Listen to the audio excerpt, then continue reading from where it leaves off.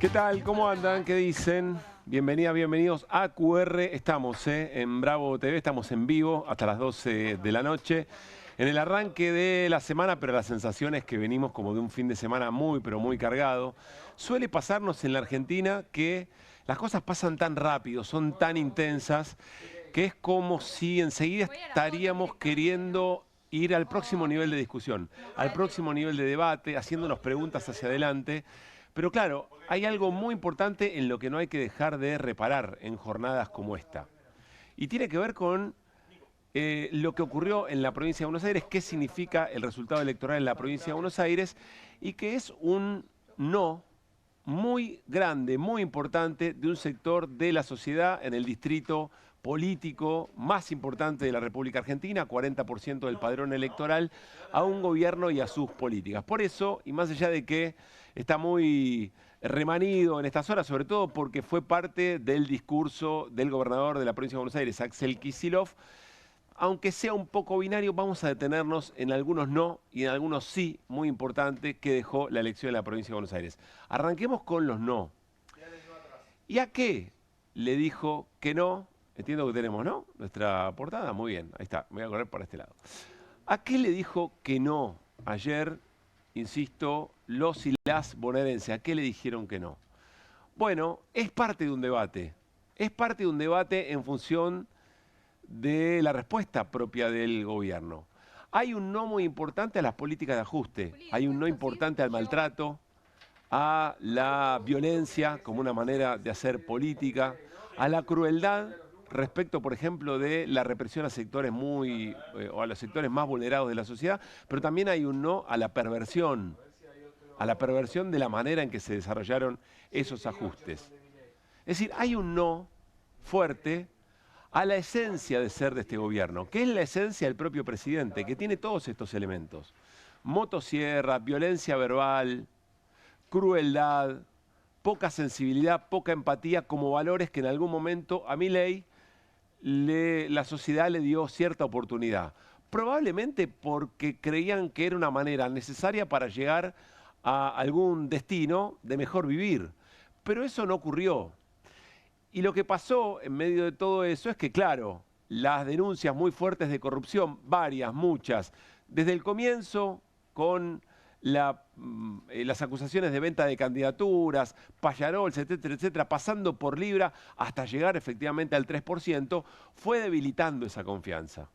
Pero en definitiva, es un no al plan económico. Es un no a las políticas de ajuste y ocurrió en la provincia de Buenos Aires ni más ni menos.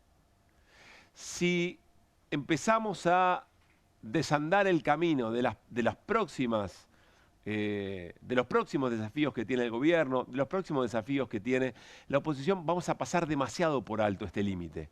Y es un límite muy importante. Bueno, frente a este límite, ¿qué dijo el gobierno?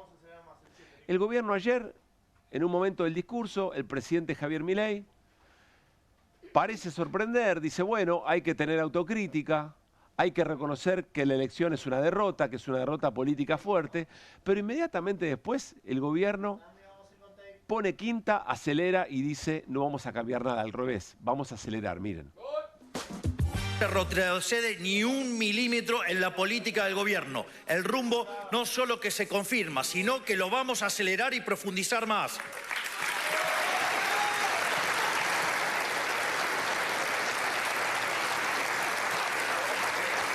Porque no estamos dispuestos a entregar un modelo que tomó la tasa de inflación en niveles del 300% y lo llevó al 20%, porque no estamos dispuestos a ceder en un modelo que hoy la economía se expande a una tasa del 7% en promedio en el primer semestre, porque no estamos dispuestos a entregar un modelo que sacó a 12 millones de personas de la pobreza. Es muy difícil pensar en un modelo que saca 12 millones de la pobreza y que recibe un no grande como una casa en la provincia de Buenos Aires. Vamos a hablar un ratito con Guido Bambini sobre algunos datos. Hoy Guillermo Franco también dijo, ¿qué es lo que pasa? Que la macro, en la que nos va tan bien, la sociedad entiende otra cosa. Bueno, algo evidentemente no está también, ¿no? Algo huele mal en Dinamarca. Pero sin embargo, Milei da una clave para la interpretación de lo que ayer ocurrió en la provincia de Buenos Aires. ¿Qué dice Milei? Con mucha claridad y varias veces, no vamos a entregar el modelo. No vamos a entregar el modelo. Y esa parece ser la clave de la lectura equivocada del gobierno, de la lectura equivocada del presidente. Miren, armamos una portada, la primera vez que lo escuchamos, se lo escuchamos decir a Carlos Heller aquí en nuestro programa. Carlos siempre habla del riesgo M. Y nos parece, en realidad, de las 4M, en realidad. Y nosotros lo tradujimos en el riesgo M. Ya dejó de ser un riesgo K, el riesgo QK, aparece el riesgo M. Y fíjense, ¿a qué hacemos referencia con las 4M? Bueno, el plan económico de Martínez de Oz, el plan económico de Carlos Menem, el plan económico de Mauricio Macri, el plan económico de Javier Milei, que representa también una M muy importante, que es la M de modelo. Insisto, recién lo escuchamos muy clarito a Milei. No vamos a entregar el modelo. Y más allá de cómo la sociedad pueda percibir efectivamente estas discusiones en distintos niveles, desde lo más primario y lo que le pasa en su día a día, hasta las conceptualizaciones políticas, si ustedes quieren, más complejas, hay una percepción directa de qué es lo que está mal. Lo que está mal es el plan de Argentina que tiene el gobierno de Javier Milei, que en algún momento puede haber sido tolerado, pero parece que la combinación de muchos elementos terminan poniendo en jaque efectivamente ese modelo. Y después lo vamos a hablar. Pero de vuelta, aparece el revés político en el Congreso Nacional, consecuencia de haber dinamitado todos los puentes, una manera de hacer política. Aparece efectivamente el modelo económico y las tensiones financieras. Enseguida hablamos, insisto, con Guido Bambini, las respuestas en ese sentido del gobierno y un mensaje muy claro, ayer del presidente y también del ministro de Economía, Luis Caputo. Ahora el miércoles hay una prueba muy importante porque tienen que volver a renovar algunas deudas en pesos.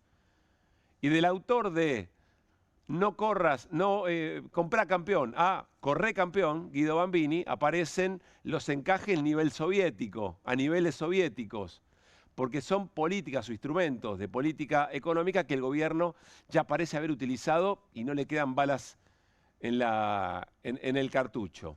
Bueno, estos modelos, estas 4M, que representan un modelo, para estable. Hoy un usuario en la red social X lo planteó con mucha claridad. Imágenes o caras valen más que 1000 palabras. Miren.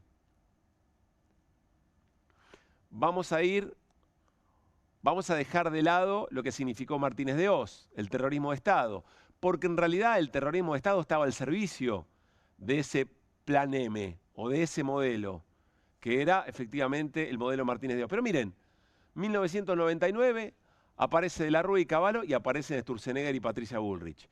2015 aparece Macri en la presidencia, pero aparece Caputo, aparece Sturzenegger, aparece Patricia Bullrich. 2025 o 2023, si ustedes quieren, Milei, Caputo, Sturzenegger y Patricia Bullrich.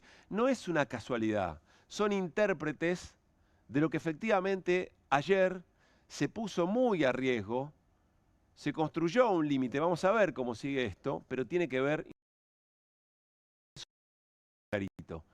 No vamos a entregar el modelo, dice Milei. Y entonces hoy se empieza a... En realidad, ayer por la noche se empiezan a buscar los errores en la gestión o en los armados políticos o algunos nombres propios en ese armado político, algunas formas, y por ahí debe andar el error que Milei primero reconoce, pero nunca llega a tocar efectivamente el modelo. A tal punto que hoy, después de 2 reuniones de gabinete, el vocero Manuel Adorni o la vocería presidencial, como gran respuesta dice, vamos a armar una mesa política, una mesa de conducción política. Pasó el ogro Fabiani y dijo, uff, ¿lo vieron después del gol de Di María? Uff, ¿por qué? Bueno, porque así como en el Congreso, frente a situaciones de corrupción, alguien dice, si no quieren que se descubra nada, armen una comisión. Bueno, si no saben para dónde disparar, armen una mesa de conducción política. Pero no lo decimos nosotros. Pasó López Murphy que tuvo algún bolo, ¿no? En esas películas que estábamos viendo de los distintos modelos. En el capítulo 2 o en el episodio 2 de esa película tuvo sobre el final una responsabilidad. Pasó López Murphy y posteó esto. Miren lo que compartió. Antes y ahora, los mismos nombres propios. Encargado de la construcción política del gobierno, ahora con una mesa. Pero básicamente no cambió nada. Insisto, es casi una confesión de que el gobierno no sabe muy bien cómo agarrar el asunto. Probablemente esté ganando un poco de tiempo y tratando de conversar con otros sectores. Porque también hay que incluir al poder económico, al círculo rojo, que también se manifiesta, que también expresa en sus mesas de arena, en sus escenarios, empieza a evaluar alternativas y también empieza a evaluar modos de presionar al gobierno para llevar adelante ciertas decisiones, porque en definitiva no están en desacuerdo con el modelo. Lo que lo mete en problemas es directamente ya el modo de hacer del presidente Javier Milei. Esa es su creencia. Nunca van a creer que en realidad los fracasos de cada uno de esos modelos tienen que ver con que es inherente al propio modelo que en algún momento no resiste. No resisten distintos tipos de tensiones, pero sobre todo la social, que es lo que ayer le puso un límite al gobierno en la provincia de Buenos Aires. Bueno, pero también hubo un sí ayer, que también queremos destacar en este momento en la apertura del programa. Enseguida vamos a hablar con Diego Genú, nos va a ayudar a analizar junto con Martín Granowski, junto con Mariano Hamilton, vamos a analizar un poco todas estas cosas. ¿Cuál fue el sí? Bueno, es muy curioso porque Milei eligió como antagonista, no solamente eligió el quién, no solamente construyó la idea del riesgo Cuca, la idea del kirchnerismo, muy vaga porque, digamos, el propio peronismo discute también el lugar del kirchnerismo dentro del armado, pero eligió además el dónde, provincia de Buenos Aires, y eligió el cuándo, no en octubre, el 7 de septiembre. Lo decíamos la semana pasada, probablemente no por otra cosa más que por necesidad, no por error, sino por necesidad, porque todas sus variables estaban tan tensas, estaba tan en problemas el gobierno en lo político, en lo judicial, en lo financiero, que no llegaba a octubre. Necesitaba algún tipo de acontecimiento político, lo decíamos la semana pasada, algún tipo de acontecimiento político donde ponerse en juego y eventualmente reconstruir relatos, encontrar excusas. Y entonces el gobierno pareció elegir efectivamente estas tres cosas que confluyeron ayer en la elección de la provincia de Buenos Aires. Y la respuesta de la sociedad bonaerense no fue la no política, no fue el ausentismo, fue una respuesta positiva. Fue un instrumento positivo y fue un instrumento político. Eligió la política para contestar. Incluso aumentando la participación, quizá no en otros niveles. Incluso el peronismo pierde alguna cantidad de votos, pero gana en porcentaje. Y lo que gana, insisto, es una respuesta positiva desde la política. Quizá tiene que ver con lo que también venimos insistiendo en QR, que la respuesta en el Congreso Nacional no fue una derrota política de Milei. Todas las votaciones adversas que tuvo en el último tiempo. Fue una victoria de la política que en términos de cómo se entiende Milei a sí mismo en relación a la casta, a la política del Congreso, fue una derrota. Pero fue una victoria de la política. Es una celebración de la política. Entonces el instrumento que eligió la sociedad bonaerense para castigar a las políticas de Milei, para castigar al modelo de Milei, fue un instrumento positivo y fue a la política. Y esto es un dato muy importante. Ahora esto conlleva otro elemento, que es eso que reúne a un sector del peronismo, que reúne a otras fuerzas aliadas y que se llama ahora Fuerza Patria. La gran pregunta, el gran interrogante es cómo va a administrar este triunfo en la provincia de Buenos Aires. Y si uno empieza a observar algunos reflejos casi inmediatos en el momento de los resultados, se da cuenta que hay un debate que se acelera también, ¿no? Decíamos en el arranque del programa, quizá tenemos una tentación, en la Argentina pasan tantas cosas y tan rápido que olvidamos lo importante que es el resultado electoral y ese límite que mencionábamos recién. Pero también desde los sectores que obtuvieron un triunfo electoral muy importante ya parecen estar discutiendo otra cosa. Y entonces hay algunos que dicen, esto fue una paso, de alguna manera, adelantada, que decide la conducción dentro del peronismo. Y otros dicen, no, acá ganamos todos. Acá ganaron los intendentes, ganó el territorio, no ganó el gobernador de la provincia de Buenos Aires. Y esto empieza a aparecer, incluso en algunos comunicados, en algunas definiciones que omiten mencionar al gobernador. Esto es muy curioso porque es como si al peronismo y aliados le estuviera dando a la sociedad una nueva oportunidad, después de la gran frustración, sobre todo en el manejo de las discusiones internas del gobierno del Frente de Todos. Entonces la pregunta es, ¿con qué sabiduría, con qué madurez política se va a construir no solamente una boleta única, sino la construcción de una mayoría política o de una alianza política, insisto, a la altura de las circunstancias y que vaya caminando hacia el 26 de octubre, que son las elecciones eventualmente que realmente valen en función de la configuración del Congreso, y después el modo en que diriman, lógicamente, naturalmente, como cualquier espacio de la política, sus conducciones, sus candidaturas hacia la elección del 2027. Entonces, a riesgo de ser muy binarios, muy esquemáticos, hay un no muy importante ayer al modelo de Javier Milei, no a sus maneras de pensar las estrategias políticas o algún nombre propio. Es un no en función de el proyecto de país, el modelo económico y la manera de tratar a aquellos sectores que son muy castigados. Pero también hay un sí saludable, reivindica la política, pero hay que ver qué hace el sector de la política, que ayer obtuvo un triunfo muy importante para estar a la altura de las circunstancias y no desayunarse la cena. Arrancamos QR, tenemos una mesa muy interesante de análisis esta noche y lo hacemos como siempre con las voces del día. Tendría que hablar, ¿no? La hermana alguna vez y dar explicaciones, y hablar con la gente, dialogar. Acá le dejo para Karina, el 3%. Lamentablemente Pablo hoy no puede venir a votarla. Votemos a conciencia. Una campaña excelente, el kirchnerismo nunca más penetró muy fuerte.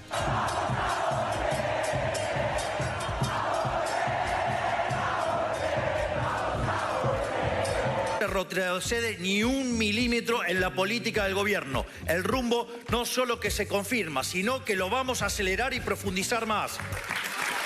Las urnas le dijeron al presidente Milei que no se puede frenar la obra pública, que no se le puede pegar a los jubilados, que no se puede desfinanciar ni la salud, ni la educación, ni la ciencia, ni la cultura en la Argentina. Imagínate, Wall Street mirando la foto de festejos de Axel Kicillof y del peronismo. El peronismo ayer sacó un presidenciable y lo instaló. La provincia de Buenos Aires es la víctima de este modelo económico. Este es un modelo basado en la minería, en los hidrocarburos y eventualmente en el campo. Tenían todo para perder y nacionalizaron la elección más desfavorable. ¿En qué fallamos? ¿Por qué los resultados macroeconómicos no llegan a la gente y hay una distancia entre lo que la gente opina y lo que el gobierno propone como política, que claramente no lo va a cambiar? Fue una derrota de proporciones, pero en 2 meses hay revancha, eso es la buena noticia. Mi mamá jubilada tiene 91 años y no llega a fin de mes, el día 15 para ella fin de mes. Nos estamos equivocando en algo, porque acá el que sabe y el que tiene la batuta es el ciudadano. Cuando empezó a hablar de su crítica, la crítica era, hicimos mal la política, las listas. No, hermanito, lo que hiciste fue pegarle a los jubilados mientras tu hermana les afanaba con los medicamentos. La democracia respira después de tanta humillación, tanto insulto, tanto maltrato. Estamos vivos. Estoy muy contenta, pero no es cuestión de dormirse ahora. Re feliz y positiva. Empezó diciendo que tenía que rever lo que estaba haciendo, no va a dar marcha atrás y va a seguir cada vez peor. No va más.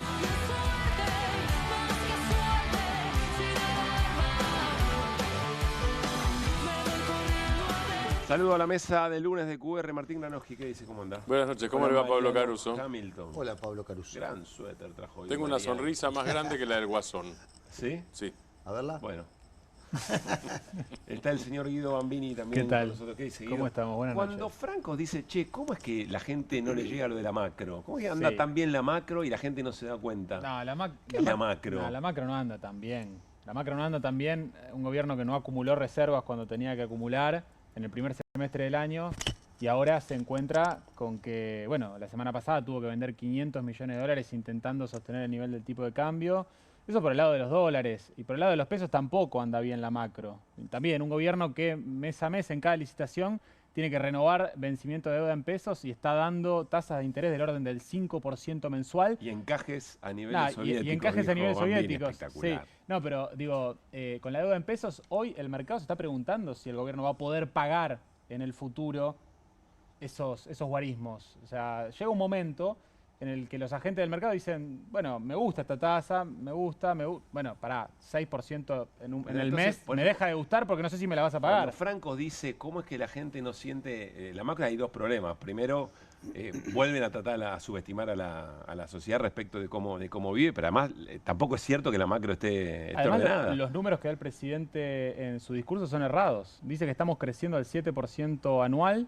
Y no estamos creciendo eso. Bueno. En el mejor de los casos estamos creciendo al 4,4%, que fue el último dato de junio, pero en julio y agosto vas a tener caída del estimador mensual de la actividad económica, o sea que vas a rebotar, porque no es crecimiento, rebotaste contra un 2024 pésimo. Sí. En el mejor de los casos un 4%, yo me animo a decir menos de eso. Bueno, ¿está contento Granowski? ¿Puedes titular lo que vamos a por conversar? supuesto, porque uno es honesto intelectualmente siendo periodista, pero no es imparcial. Sí. Y esto fue una victoria de la democracia en primer lugar, pero ¿querés un título? Para mí es plebiscito. El gobierno planteó un plebiscito, el peronismo y Kicillof retomaron ese guante y el plebiscito lo perdió el gobierno. El gobierno perdió su primer gran plebiscito a manos del peronismo y de Axel Kicillof como armador. Vamos a preguntarle enseguida a Diego Genú a ver si está de acuerdo con esta primera lectura. Pero también le vamos a preguntar cómo está observando la reacción del gobierno frente a un resultado electoral tan adverso. Y hay un posteo de Javier Milei, en realidad es un reposteo del presidente de la Nación que nos confundió un poco en un momento de la tarde. Y dijimos, acá hay alguien que no está viendo muy bien lo que está haciendo. Es el presidente Javier Milei avanzando sobre orcos que tienen la bandera argentina y con un escudo, bueno, de otros tiempos, por supuesto, ¿no? Pero que se identifican con, claro, con Inglaterra, no sé, época medieval o probablemente. ¿En qué lugar esto es leído como algo positivo? No lo terminamos de entender. Y volvemos, hoy el ministro de Economía, Luis Caputo, ayer en realidad, ¿no? Después del resultado electoral, probablemente tratando de calmar gente.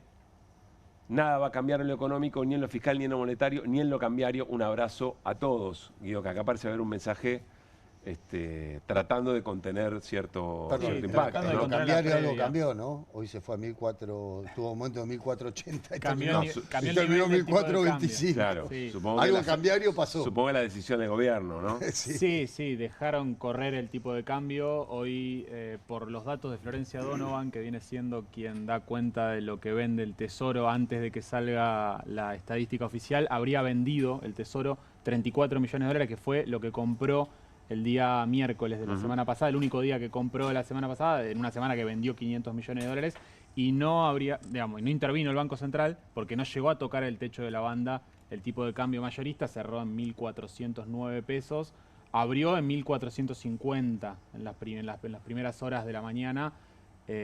Y bueno, caídas lo vamos a ver más adelante. ¿Cuánto cayeron las acciones? ¿25%? ¿20%? Hasta 20% algunos papeles y bonos argentinos también en el orden del 10%, suba del riesgo país por encima de los 1.000 puntos. Claro. Enseguida charlamos con Matías Batista también sobre este tema.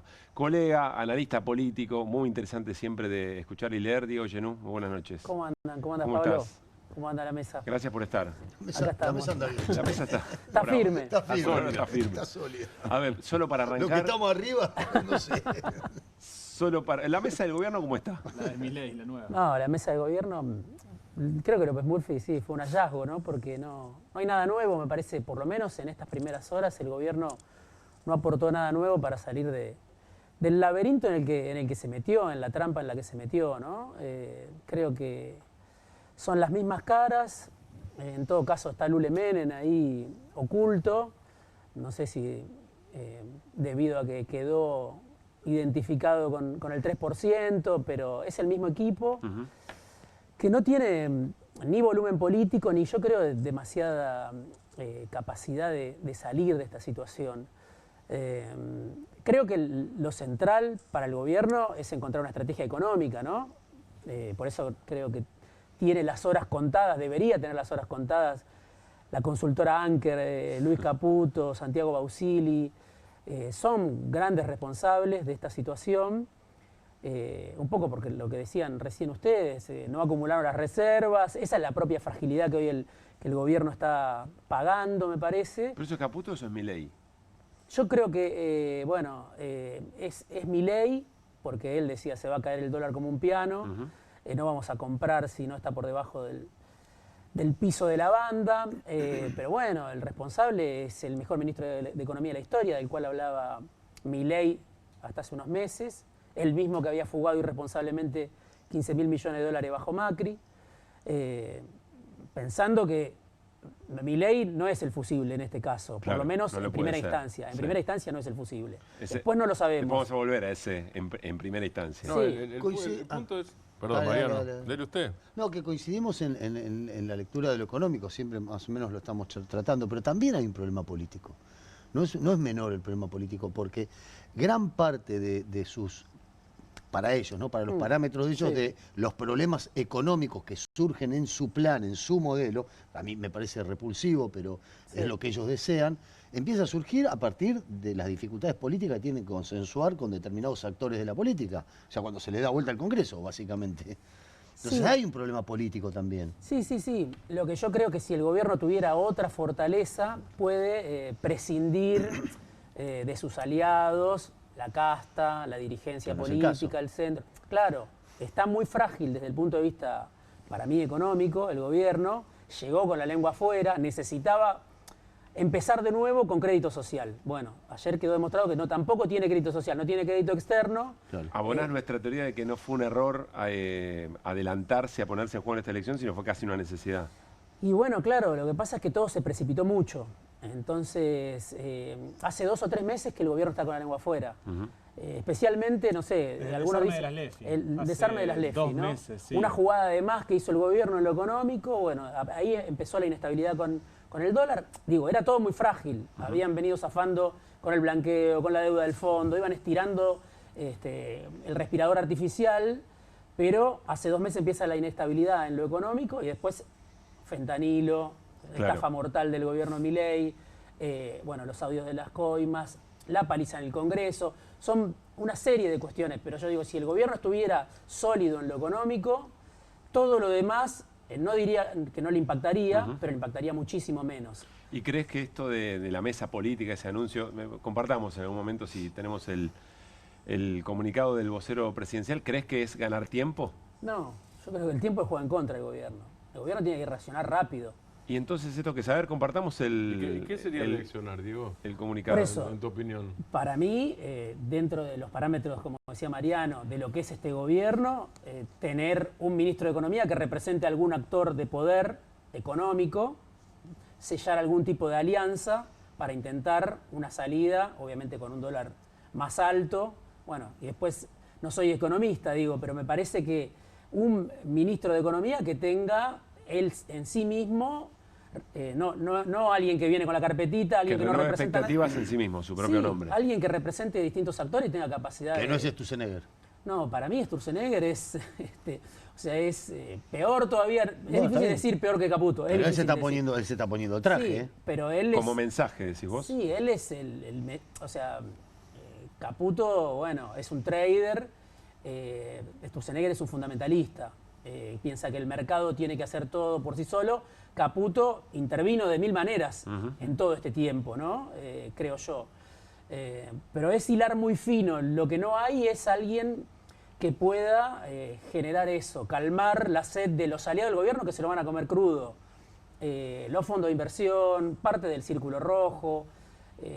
Se dio vuelta el reloj de arena, me parece, para el gobierno, y esto de hoy es demostrar que no tienen nada por el momento para salir de esta situación. Después está Trump, que en su momento yo creo que hizo una señal muy fuerte de enviar a Scott Bessent, algo inédito, al secretario del Tesoro, pero una cosa es eso y otra cosa es poner de la suya, que es algo Claro, que... lo que pasa es que debería ponerlo Scott Bessent de ministro de Economía. No, en la debería lógica, ser claro, directamente, en un claro. esquema, Directamente. yo creo que debería ser Es así. en un esquema ampliado, con un tipo de cambio más alto, con la renovación del ministro de Economía, y ahí sí una nueva línea de crédito, parecido al relanzamiento del plan económico que fue la flexibilización cambiaria, pero no fue salida del cepo de abril. Pero ahí estoy un poco con por lo menos la inquietud de Mariano, si no es solamente un elemento económico, sino también un elemento político que también le dé aire, porque eventualmente rompió todos los puentes con distintos sectores que podían darle cierta gobernabilidad, ¿no? Sí, bueno, ahí está quién queda vivo dentro del sistema político y con capacidad o vocación de sumarse al gobierno en este momento Claro. de derrape, Claro. ¿no? Entonces, va a haber sectores de los gobernadores, Macri está con vida, Macri es él y cuantos más, porque se murió el macrismo, no queda nada, queda Macri con Darío Nieto, Fernando de Andrés y sus asesores, entonces queda poco dentro de la órbita del gobierno. Y los que estuvieron muy cerca, que le votaron todo, Sí. los gobernadores, incluido Jaldo, Jalil, varios gobernadores, ahora están diciendo te acompañamos No, y con hasta la puerta del se han hasta la puerta del pronunciado, con una cementerio. elección en la provincia de Buenos Aires de esta magnitud. Es eso, y además con la perspectiva de que ya empezó la carrera para el 2027. Claro. Ni siquiera digo la carrera personal de cada uno de los gobernadores. Empiezan los armados de cara al 2027, con lo cual el que se suba al gobierno ahora se está bajando de la alternativa del 2027, ¿no? También. Sí, sí. No sé, yo lo escuchaba a Melconian hace un rato y él habla siempre como que estuviera dispuesto, ¿no? Es un ministro frustrado de Economía de toda la vida y yo cuando lo escucho hablar a Melconian digo, se está candidateando. Él quiere decir el caballo del 91, algo Sí, así. Claro. sí, no sé, en algún momento él representaba la Fundación Mediterránea, hoy la Fundación Claro. Mediterránea la maneja Schiaretti, ya no la maneja más Melconian, ¿no? Los actores que están detrás de la Fundación Mediterránea lo pusieron a Giordano, el que era el titular del ANSES, Claro. a cargo de la Fundación Mediterránea. No sé a quién representa a los bancos, Melconian, representa a algunos actores del Círculo Rojo, son especulaciones, pero digo, evidentemente Milei en su gabinete no tiene gente para salir de esta crisis, y él mismo yo no lo veo con capacidad política para salir de esta crisis. Entonces, si no hay un takeover, si no hay una intervención de actores de poder sobre Milei, o Milei no se abre a una negociación con estos actores que comparten el modelo de país de Milei, muchos de estos actores. Claro. En todo caso, le discuten las comas, le discuten los tonos, ¿no? Pero supongo que También se tendrá parece, perdón, Panier, es pregunta, si se acabó el plafón de la narrativa, bueno, me banco el ajuste, me banco el dolor porque sé que viene otra cosa, si eso se te acaba, tenés un problema para el modelo, no solamente para quien lo ejecuta, intuyo. Sí, yo creo que, a ver, la sociedad, el pueblo bonaerense, la mayoría por lo menos, Sí. votó en defensa propia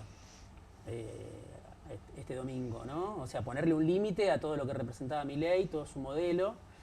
Muchas veces por delante de la dirigencia, la sociedad, me parece, saldando un montón de discusiones, diciendo, es el peronismo el instrumento para ponerle límite en este momento, aún en su crisis, que es una crisis, yo creo, de magnitud, la del peronismo, o era hasta ayer, en muchos niveles, después de la experiencia del Frente de Todos que vos mencionabas, pero la sociedad dijo, es el peronismo, ¿no?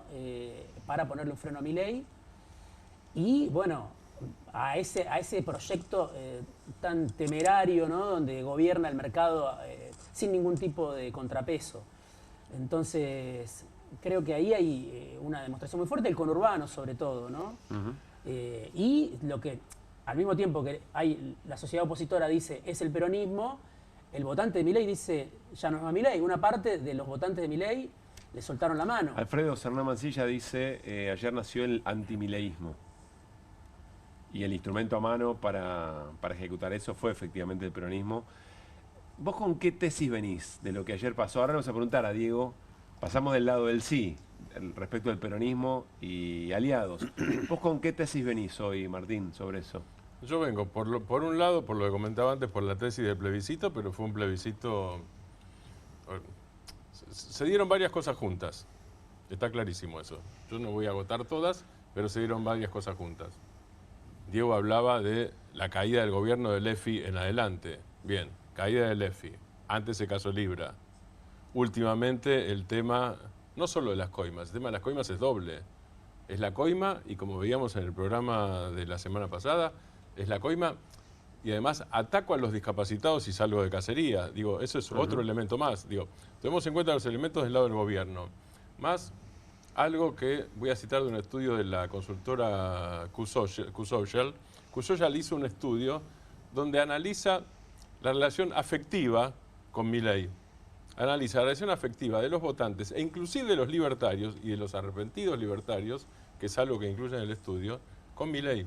Y lo que dice es, se perdió la confianza, se perdió la identificación, se perdió la mayoría, inclusive de votantes de Milei, y se perdió otra cosa que es Milei visto como posible piloto de tormentas en medio de una crisis, cuando en realidad hay una crisis.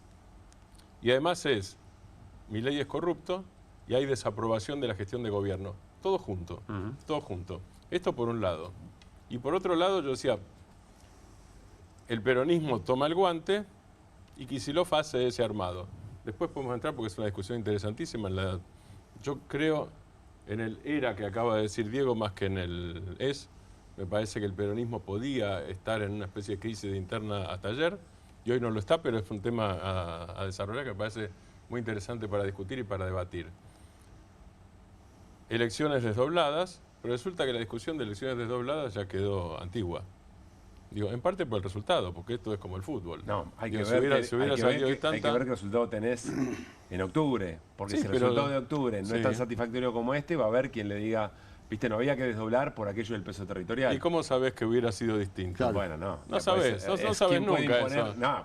No sabés nunca eso. Las cosas son las que suceden, no las que podrían haber pasado. Pero es lo que pasó, digo, ¿qué pasó ayer? Alud, plebiscito, caudal enorme de votos. Bien. Eso por un lado. Por otro lado, si querés lo desarrollo después, yo creo que hay un factor Kicillof, que tiene que ver con la política de Kicillof, con la política concreta de todos los días, con las políticas públicas y con la campaña de Kicillof, que fue subleída y subvalorada por los análisis de las consultoras. Digo, hay una especie de caída en una miseria intelectual de gente como los que hacen análisis de JP Morgan. Hace unos años había un embajador, te lo digo cortito, a quien yo traté, Jim Walsh, embajador norteamericano. Había sido el número 2 de Todman. ¿Saben lo que hacía Jim Walsh? Agarraba él mismo un auto que no era el auto negro de la embajada, se iba al Camino del Buen Aire y miraba de las villas, dice, obviamente yo tengo información, pero yo lo quiero ver eso, me decía. Yo lo quiero ver. Bueno, esa es una forma. Y si uno toma los informes de JP Morgan, están hechos no desde un satélite donde el detalle es mayor, están hechos desde un helicóptero donde por ahí no ves, o de un avión con nubarrones en el medio. Entonces, comprarse ese análisis me parece que es equivocado, porque había una sensación en la gente que uno veía en la calle, lo dijo el otro día en este programa del viernes Federico González, digo, más allá de las encuestas, el hombre del sentido común. Exactamente, uno lo veía en la calle, digo, yo ando por el conurbano, no estoy solamente aquí, yo ando por el conurbano vos veías una sensación que no veías antes. Digo, es muy difícil que la gente se confiese en la vida, ni siquiera en la política. Es muy difícil que uno confiese a sí mismo las cagadas que hizo en la vida. Es más difícil todavía que se los confiese a otro. Y uno veía, y en política es más difícil todavía, digo, se cambia el voto, pero es raro que alguien te diga, la verdad jefe, yo estoy arrepentido. Y yo veía que empezaba a pasar eso. Es muy raro, es muy infrecuente eso. Pasó masivamente. Me quedó a mí también lo de Federico González del otro día, que dijo, sentido común, va a ganar por amplio margen el peronismo de la provincia de Buenos Aires. Pero el sentido común sale de recorrer y de meterse en el barro. Pero en algún momento también sentimos que el sentido común o cierta racionalidad política de otro tiempo se había roto en función de lo que Milei proponía y lo que era aceptado socialmente. Por supuesto, y cambió. Entonces hay como una reconciliación. Es que eso es la historia. Por supuesto. No, son diferentes sentidos comunes. Había un sentido común que iba para el lado de este tipo nos salva de todo y salgamos de los feos, sucios y malos. Y el sentido común ahora es... No me alcanza la guita. No me alcanza la guita y es, lo voy a decir en otros términos, no es lo que aparece popularmente, no hay errores ni excesos en este gobierno. Milei es Milei, la esencia de Milei es esto. Yo tengo una hipótesis que me gustaría compartir con ustedes, que probablemente sea errónea, como todas las hipótesis que yo sostengo, pero una de ellas es, que se le están viendo los piolines a Milei todo el tiempo. Y esos piolines que se le ven a Milei son los de la ineptitud. Esta es una opinión muy personal. O sea, ya todo el mundo está empezando, o por lo menos se está empezando a ver que él en realidad no es el que maneja la política del gobierno, que él es un frontman que está ahí para putear, para hacer excesos, para mostrar que, qué sé yo, darse vuelta y tirarse un pedo, hacer cosas horribles todo el tiempo, pero que aparentemente eso le pagaba. y garpaba para la política y para ganar elecciones. Pero en realidad la política la está manejando la segunda línea de él. Estoy hablando de Sturzenegger, estoy hablando de Caputo, estoy hablando de ¿Cuánto crees en eso, Diego? No, sí, se empieza a deteriorar sí, la autoridad del presidente, ¿no? Porque no hay correlato entre lo que dice y lo que vive la mayoría de la sociedad. Esta idea de decir, saqué 12 millones de personas de la pobreza. Eso es falso. ¿Dónde están, digamos, no? Como si un tipo que no tuviera noción de la realidad. Eso es lo que les quería preguntar a ustedes. Sí, no, vive obviamente en un micromundo, pero me parece que en algún momento, no sé, hubo un periodo cuando inició este rebote en la economía, cuando hubo un mini boom del crédito, que hubo sectores de la sociedad que con ese dólar planchado tomaron crédito, compensaron los ingresos que no tenían.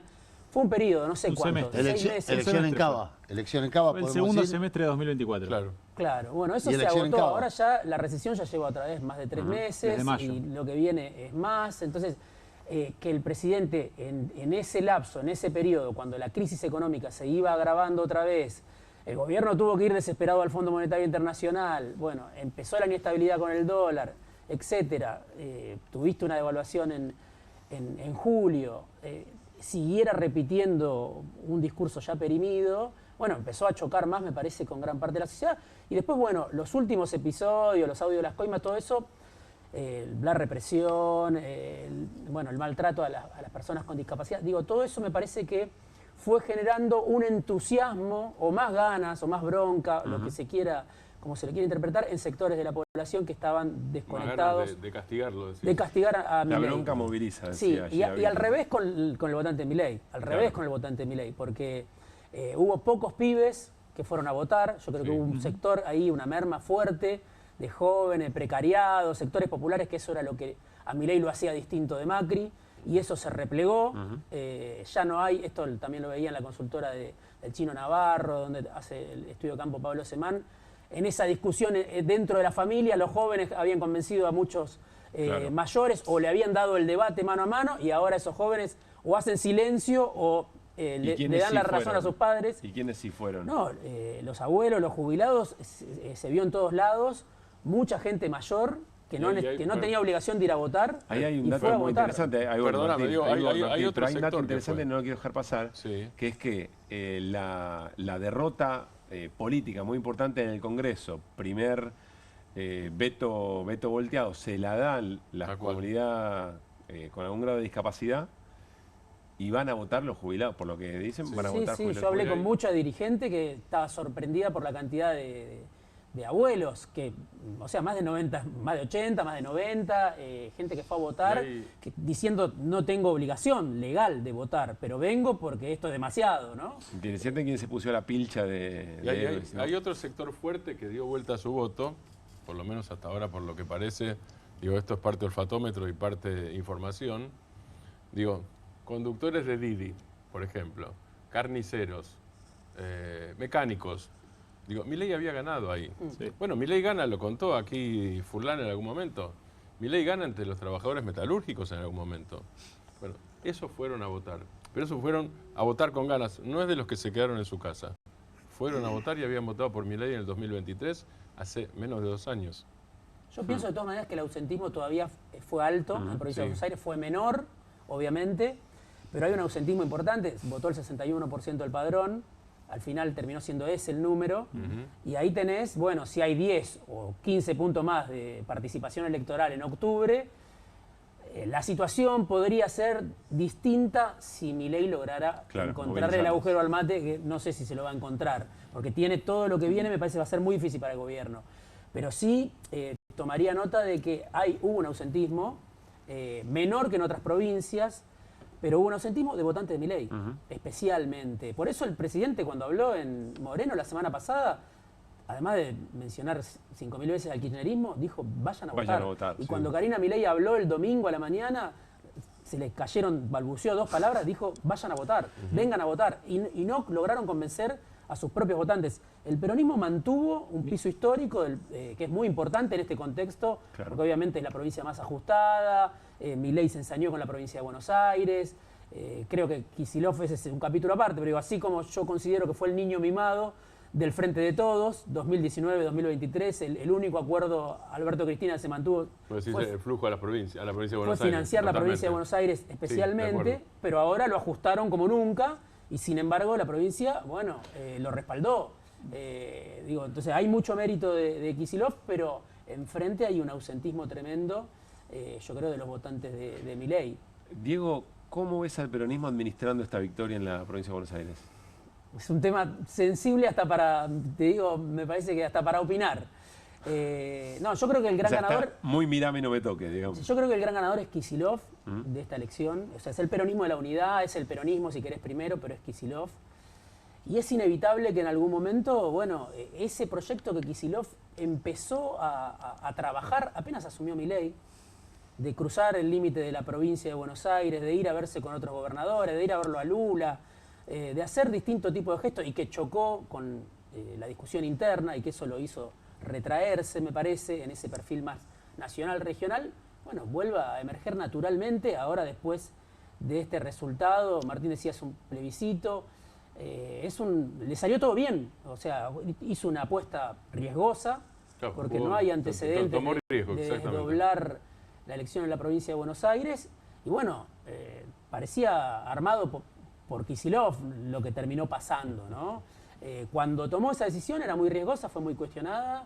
Dentro del peronismo, no solo Cristina la cuestionaba. Le dijeron que no le iba a poder organizar porque no iba a tener los recursos para poder hacerlo. Lo hizo con la ayuda del gobierno nacional. Ayer Kicillof le agradeció a las fuerzas federales. O sea, era una apuesta muy riesgosa en MU, porque le podrían haber complicado la elección. Absolutamente, sí. Era una apuesta muy riesgosa en muchos planos, le salió de manera inmejorable. Entonces yo creo que es el gran ganador. Bueno, habrá que ver cómo se da el proceso de discusión. ¿Eso significa que ya está saldada la discusión por la conducción? No, no está para nada saldada, pero me parece que Kicillof hoy, con más derecho que nunca, va a decir, soy el líder de lo que viene.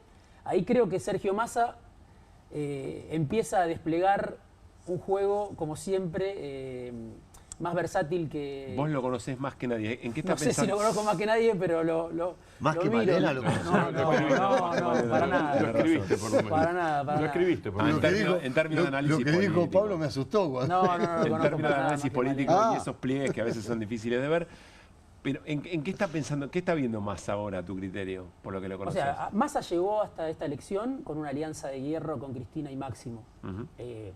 Planteándose como el cardenal Zamoré, como se dice, el de la unidad, pero jugando más, yo creo, con Máximo y con Cristina. Sí. Hoy Massa ya empieza, me parece, a analizar otras posibilidades. Podemos especular.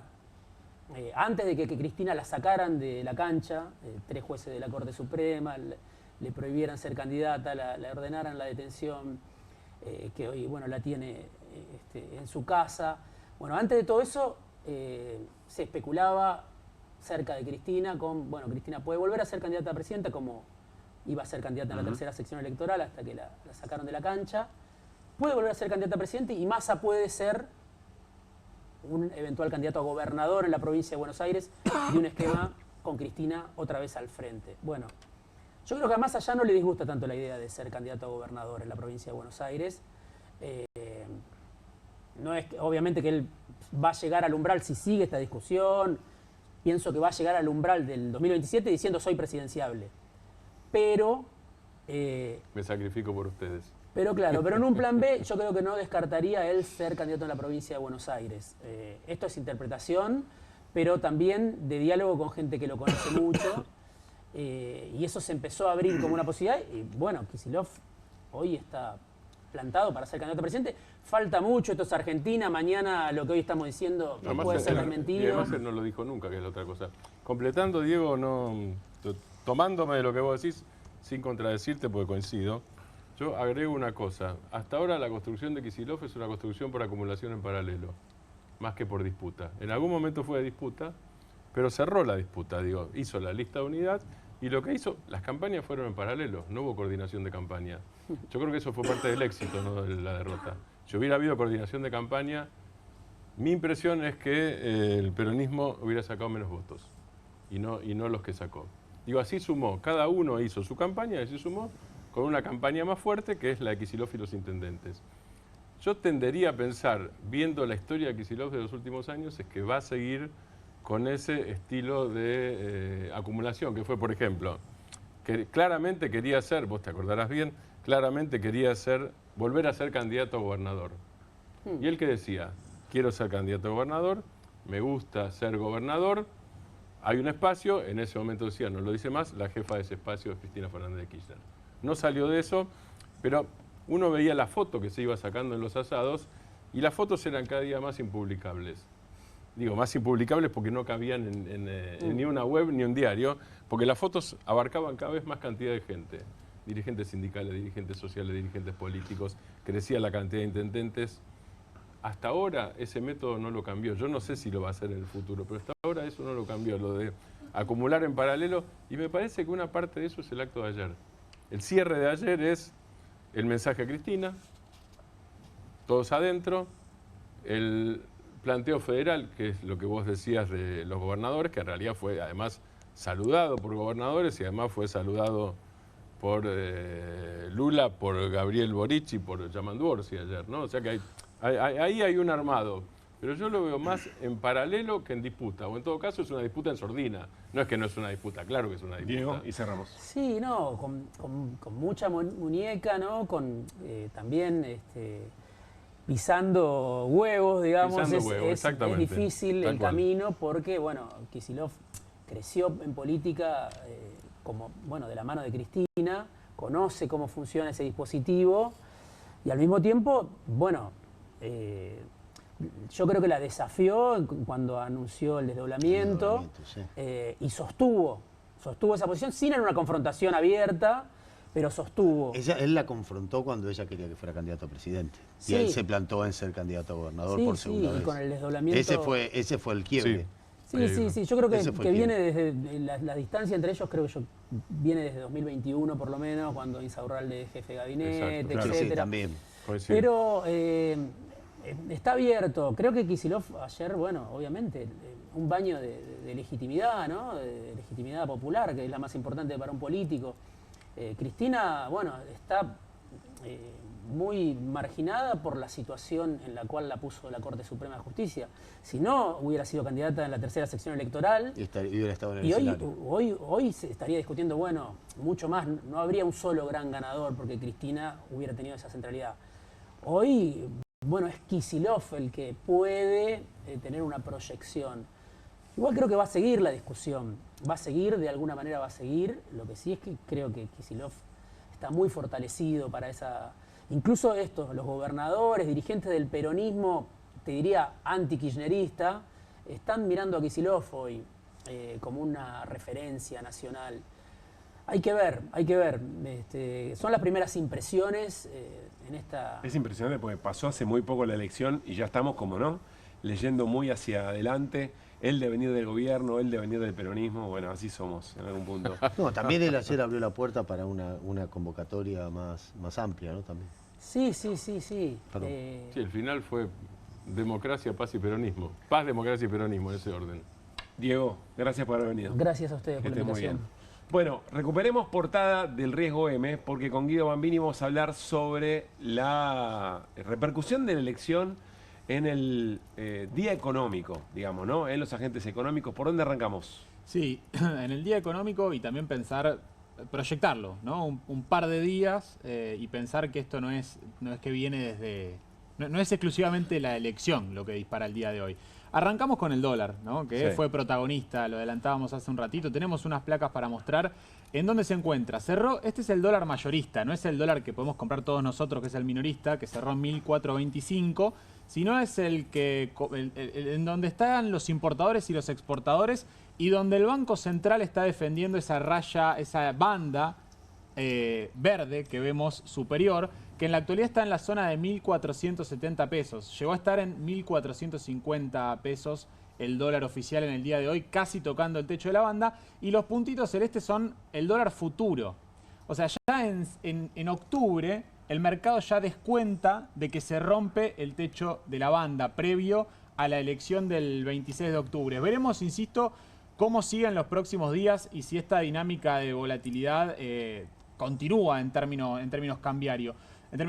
También les traje para ver lo que sucedió en términos de acciones y de bonos, lo repasábamos.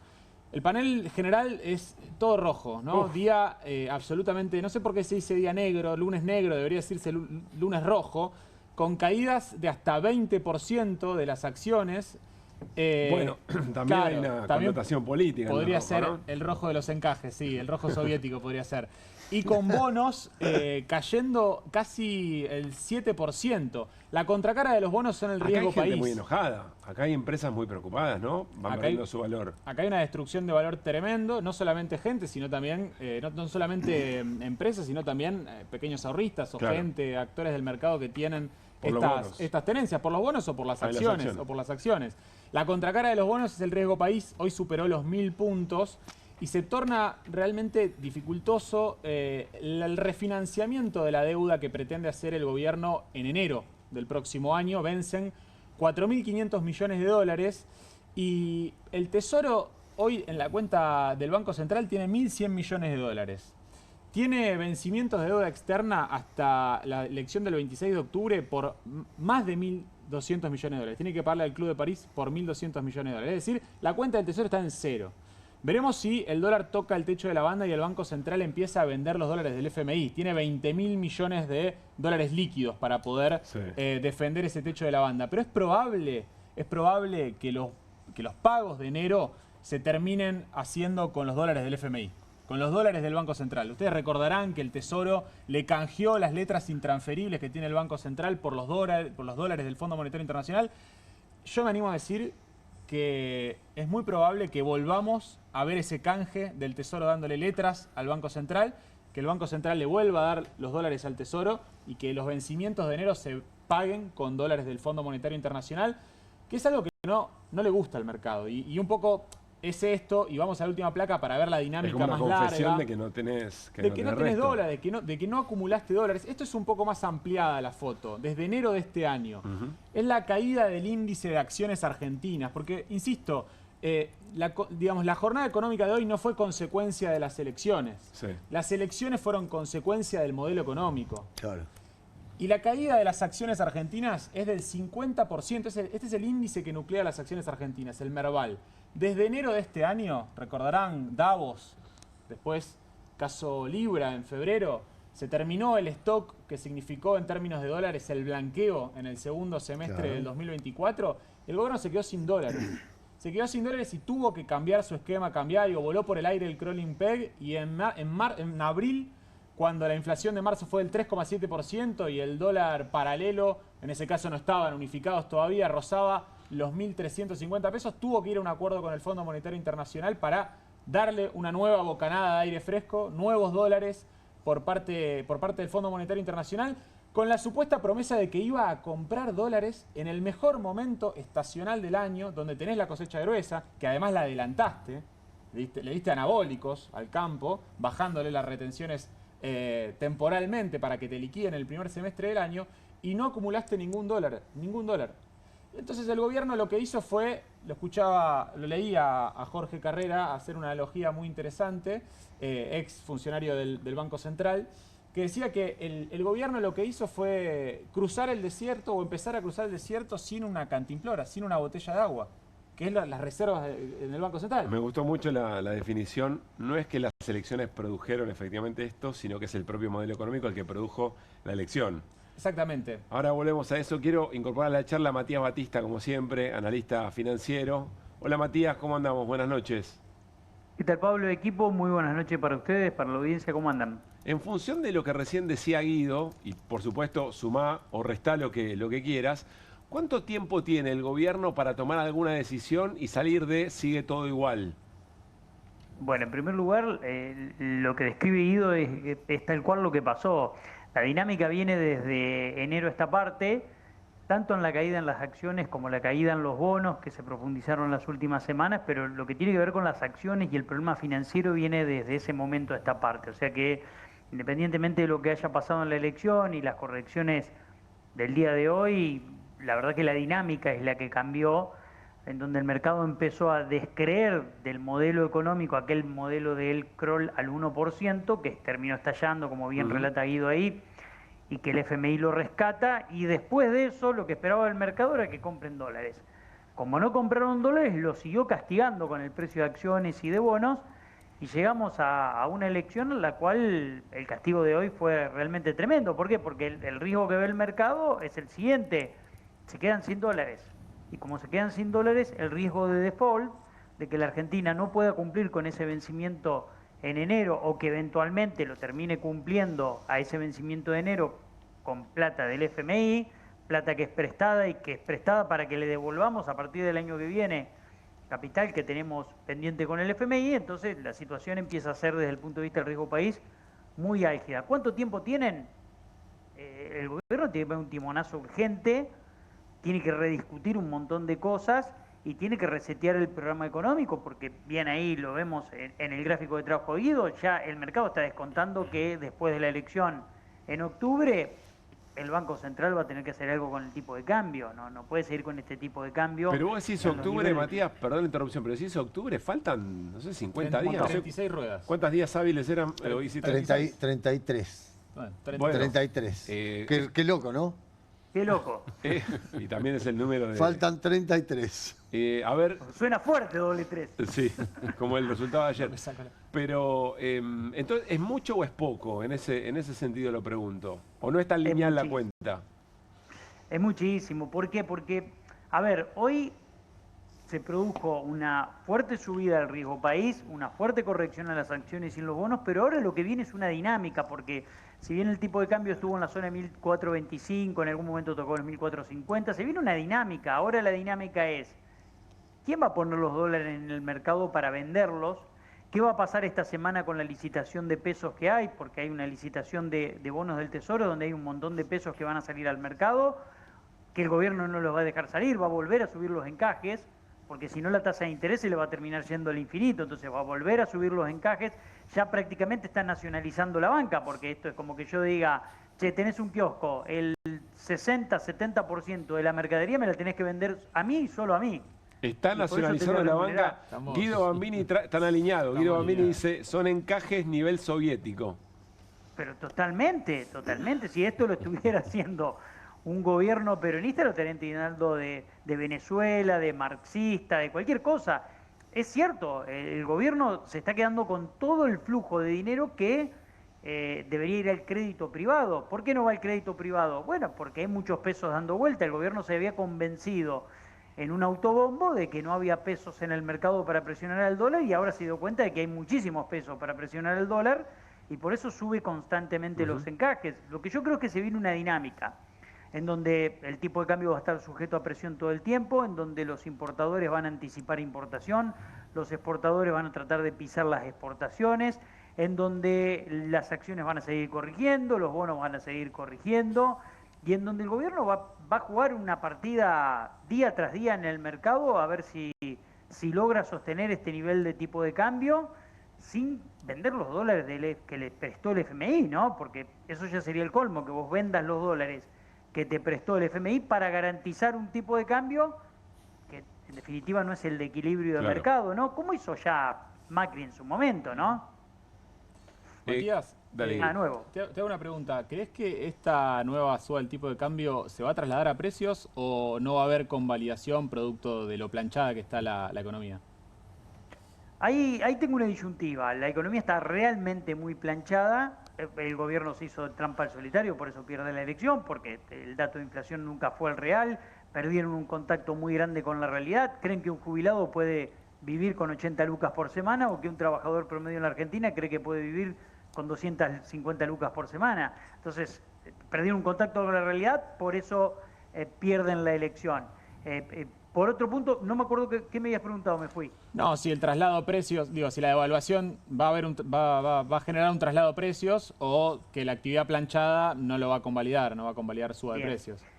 Esta actividad planchada, yo digo, al salario no le entra un aumento más. Ahora, es cierto que los precios y los formadores de precios ya le habían advertido al gobierno que si el dólar pasa a los 1.400 iba a haber ajustes de precios. Por lo tanto, yo estoy convencido de que eso va a ocurrir, quizás no inmediatamente esta semana, quizás dejen que se forme un precio y después ajustarán como lo hacen siempre, ¿no? Lo hicieron en agosto también. Martín. ¿Cómo estás, Matías Martín Granowski? ¿Qué tal, Vos hablaste al principio de un golpe de timón como una eventualidad, no sé si como una necesidad o como una eventualidad, te lo pregunto ya que estamos, que podría hacer el gobierno o que debería hacer el gobierno. Ahora, dentro de la lógica de este gobierno, porque no estamos hablando de un gobierno técnico, estamos hablando de un gobierno muy ideologizado, dogmático y hasta ahora fiel a ese dogma. ¿Cuál es, para dónde podría ser el golpe de timón? No si vos fueras el ministro de Economía, sino con Milei de presidente, te estoy preguntando. El escenario probable. Está claro. Primer punto, tiene que abrir la Casa de Gobierno y ventilar un poco la Casa de Gobierno, ¿no? Tiene que ser una modificación muy importante desde el punto de vista político, cambios políticos, porque lo político impacta en lo económico y lo económico impacta en lo político. En segundo lugar, yo también creo que es un poco tarde para girar un colectivo que te pasaste 50 metros el radio de giro, ¿viste? Es complicado ya girar el colectivo, no te da el radio de giro, no dobla. ¿Por qué digo esto? Bueno, porque hace tiempo que vos tenías que tomar decisiones y las fuiste pateando, y hay un momento en la economía en donde cuando vos te demorás demasiado en tomar las decisiones, el que te toma las decisiones es el mercado. Y me parece que por más intento de reseteo del plan que el gobierno haga, que lo puede hacer corriendo las bandas de flotación, dejando que el dólar busque un valor más alto, pagando un costo inflacionario y quizás teniendo un resultado electoral peor que el que va a tener ahora, quizás después pueden caminar y volver a reordenar un poco este programa financiero que tiene, pero lo cierto es que a mí me parece que ya se pasaron bastantes metros como para meter un radio de giro y poder doblar el colectivo, por eso yo creo que es difícil que no choquen, ¿no? O sea que lo que vos estás diciendo es, en el mejor de los casos, control de daños. Exacto. En el mejor de los casos. Exacto, sí, doblamos, rompemos el espejito, rompemos un parabrisas y no lo chocamos entero. Si seguimos derecho, chocamos entero. Matías, gracias como siempre, un gran abrazo. Gran abrazo, buenas noches. Que esté muy bien. Bueno, seguimos adelante y enseguida hablamos con Irina Hauser, retomamos la charla política, algo quedó por decir del resultado electoral en la provincia de Buenos Aires, pero claro, siguen pasando otras cosas. Uno podría decir por debajo, por el costado, por arriba, por el medio, por todos lados. Es nuestra portada del 3 que remite a la causa por las presuntas coimas en la que estaría involucrada ni más ni menos que la Secretaria General de la Presidencia. Muy buenas noches, Siri, ¿cómo te va? ¿Qué tal? Buenas noches. ¿Novedades? Bueno, las novedades no son estrictamente de la causa de las coimas, tengo algo para contarte de eso, pero el gobierno está empecinado en encontrar algún culpable de lo que considera un acto de espionaje, como contábamos la semana pasada, y ahora se la agarraron con el streaming uruguayo. Con el que finalmente pasó los audios de Karina. Sí, pasaron un audio de Karina y pasaron un audio de Españolo. Sí. El que les preocupa es el de Karina. Incluso te diría que el de Españolo tampoco decía demasiado. El de Karina tampoco. Digo, cosas penalmente que podrían ser penalmente relevantes. ¿Qué pasó con Dopamina? Dopamina es un streaming uruguayo que cuando sale la medida cautelar acá en la Argentina, con este anuncio general de que no se pueden pasar más audios, no sabemos qué audios. Ese día. De la Casa Rosada. Y del día 27, no sé, un día muy preciso. Sí, no sé, que hubo un anuncio de Carnaval Stream diciendo, tenemos más audios, que había 50 minutos, bueno. Y esto cayó como si fuese una... Bueno, lo que buscaba el gobierno era que no se hable más, o sea, que no se pasen más audios, básicamente. Y que acá fue lo que pasó, que no se pasaron más audios. Sí, de hecho tenés razón. La verdad que sí. Bueno, los colegas de Dopamina en Uruguay dijeron, bueno, si no los pueden pasar allá, vamos a ser solidarios con los colegas de Argentina y bueno, y si hay, pasamos nosotros, ¿no? Y así fue como pasaron un tramo de un audio de Karina Milei, que fue el que motivó un tuit, yo no sé si se acuerdan, de Martín Menem, diciendo que en realidad lo que se estaba escuchando, él no decía bien a qué se refería. Era algo referido a una reunión que se tenía en la presidencia de la Cámara de Diputados. Y esto generó además mucha confusión, porque el propio gobierno había dicho, esto pasó en la Casa Rosada, claro, ¿no? Bueno, ahora el gobierno amplía la denuncia penal, la que tiene Carlos Stornelli, que ya les contamos que era muy tramposa, que todo bien, que no quería allanar la casa de periodistas, pero que evidentemente esa denuncia estaba abriendo la puerta a una investigación sobre Carnaval Stream y sobre data clave. Lo mostramos incluso... Que pedía toda la información de Arca, de Arca, de todo. Dueños, sí, etcétera, quién etcétera. le pone, y la Cámara Electoral, si hay dinero de partidos políticos, bueno, todo ese tipo de cosas. Ahora quiere que investiguen a los colegas uruguayos. Mira vos. Pero es muy curioso. ¿Se puede eso? Eso para mí es una ridiculez. Es un disparate. Es más, los uruguayos dicen que es un disparate.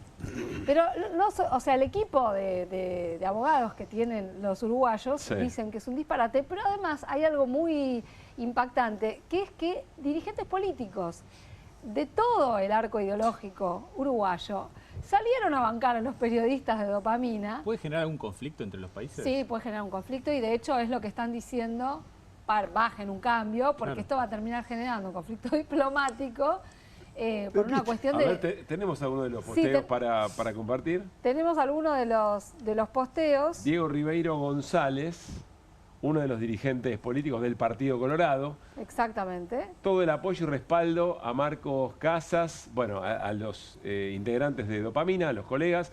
Como decía don Frutos Rivera en 1838, las producciones de la imprenta libre son el freno de los malos mandatarios, la recompensa mejor de los que gobiernan bien y el vehículo más seguro para derramar la ilustración y educar a los pueblos. Y una loa a la libertad de expresión, ¿no? Pero este derecho inestimable vendría a ser ilusorio si los que han de ejercerlo conservan el menor recelo de que la autoridad pueda reprimirlo. Se remite a la esencia, evidentemente, de la política uruguaya. Escribía bien el señor Rivera. Sí, ¿no? Sí, se ve que sí. Sebastián da Silva, otro Partido Nacional. Del Partido Nacional, antagónico con el Partido Colorado. Acá en este país se defiende la libertad de expresión. Mi partido ha dejado la vida por la libertad. No aceptamos de nadie un cercenamiento a la misma. El periodismo está para complicarnos la vida a los políticos y eso a mí me encanta. Y tenemos uno más. Sebastián Sabini. Frente Amplio. Del frente del partido de gobierno, digamos. Claro. La libertad de prensa no avanza en claro juego con la libertad avanza. Distópica y absurda denuncia, como la época que nos toca vivir. Mi solidaridad con los colegas de Dopamina. Lo que no entiendo es Stornelli que iba a ir a investigar a Montevideo. Mirá, de Stornelli podés esperar cualquier cosa. Pero es todo disparatado. Pero es disparatado lo que ya hizo, entonces podemos esperar cualquier cosa. Bueno, por eso... la tradición de Dopamina.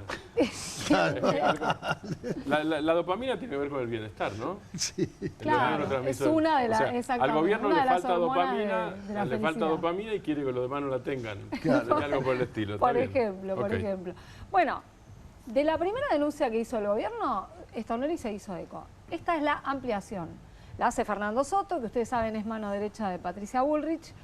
Fue el abogado de Luis Chocobar, ¿no? Pide también el allanamiento de los domicilios de los... No va por tanto, pero lo que pasa es que remite a todo lo que ya pidió. Entonces uno podría inferir que pide de todo lo que sea posible, ¿no? Claro. Sí hace alusión, en este caso, a que son audios de la Cámara de Diputados, con lo cual amplía un poco el espectro, que ya estaba abierto. Porque lo que mostramos también es que Stornelli está planteando, ojo, que yo puedo empiojar la causa de las coimas.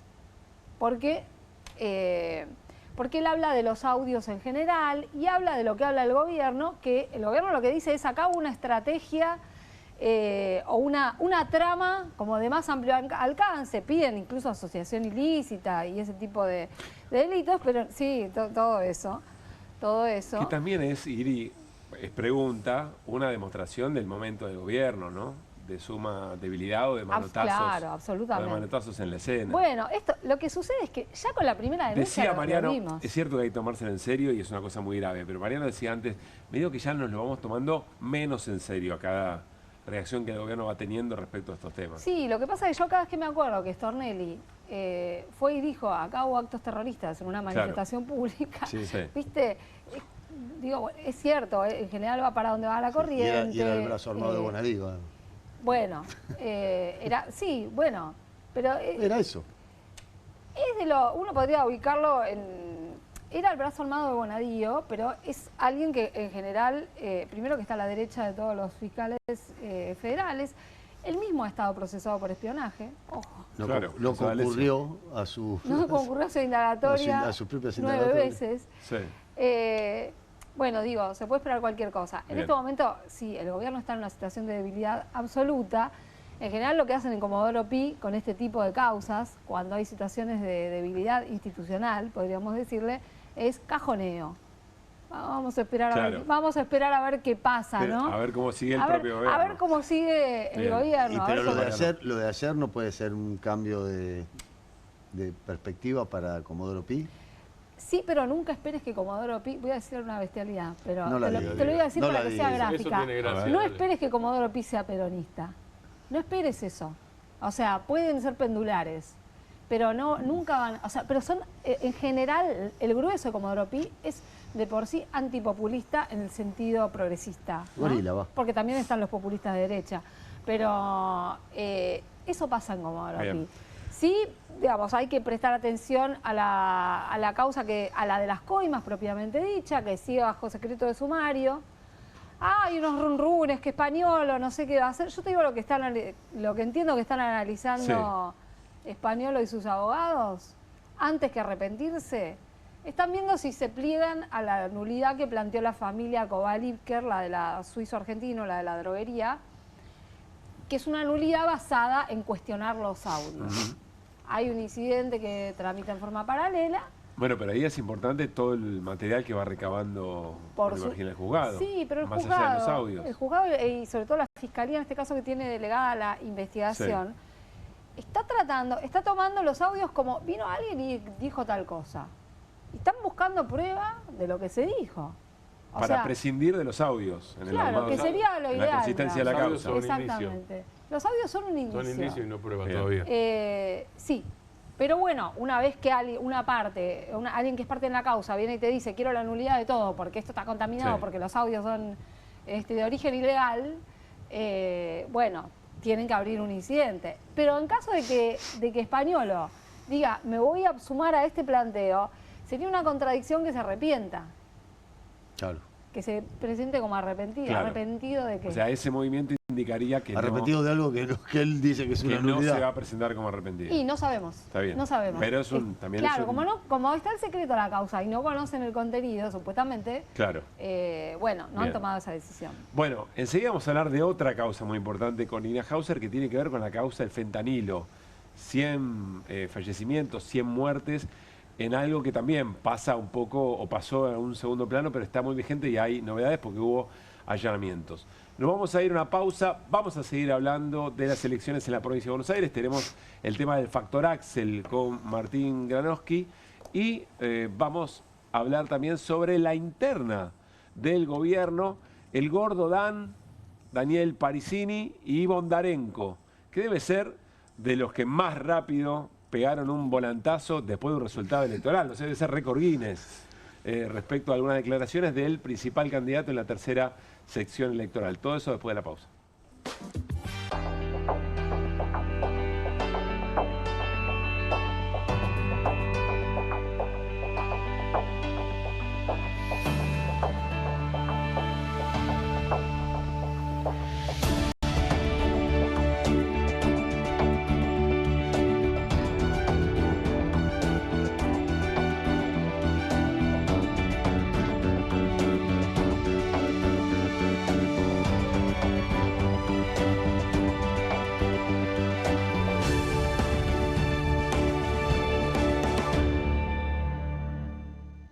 ¿Pensás que las subastas no son para vos? Son para todos, porque podés comprar y vender desde donde estés de manera rápida, fácil y confiable. ¿Querés participar de nuestra próxima subasta?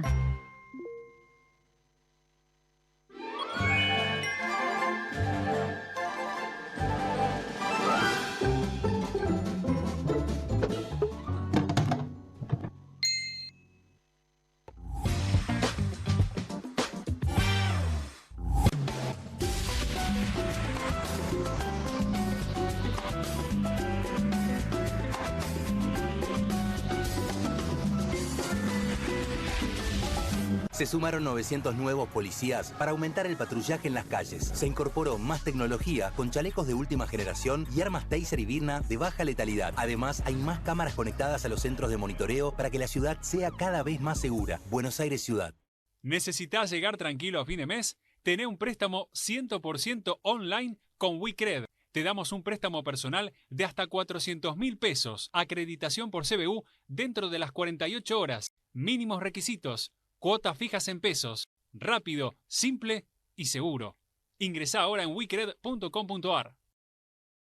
Hay una casta superior que es los periodistas que si mienten, calumnian, injurian y dicen cualquier cosa. ¿Tenés ahí los nombres de los periodistas que tengo que meter en cana? No nos tomamos esto a la joda, como esos periodistas mentirosos. Y dentro de la cancha vale todo, que la vayan a buscar, la tienen adentro. Soy un abanderado de la batalla cultural, pero los imbéciles con déficit de IQ doméstico, ¡ay, no, miedo!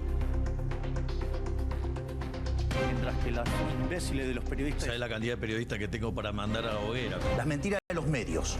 Y periodistas ensobrados, operadores, basuras. No me vengas con que son inocentes. No digo que sean tan malos como los periodistas. Digamos, raya el mal gusto propio de cerdos. Creo que es una ofensa decirle periodistas. ¿Sí? Milei odia al periodismo. Nosotros amamos al periodismo. Suscríbete a perfil.com.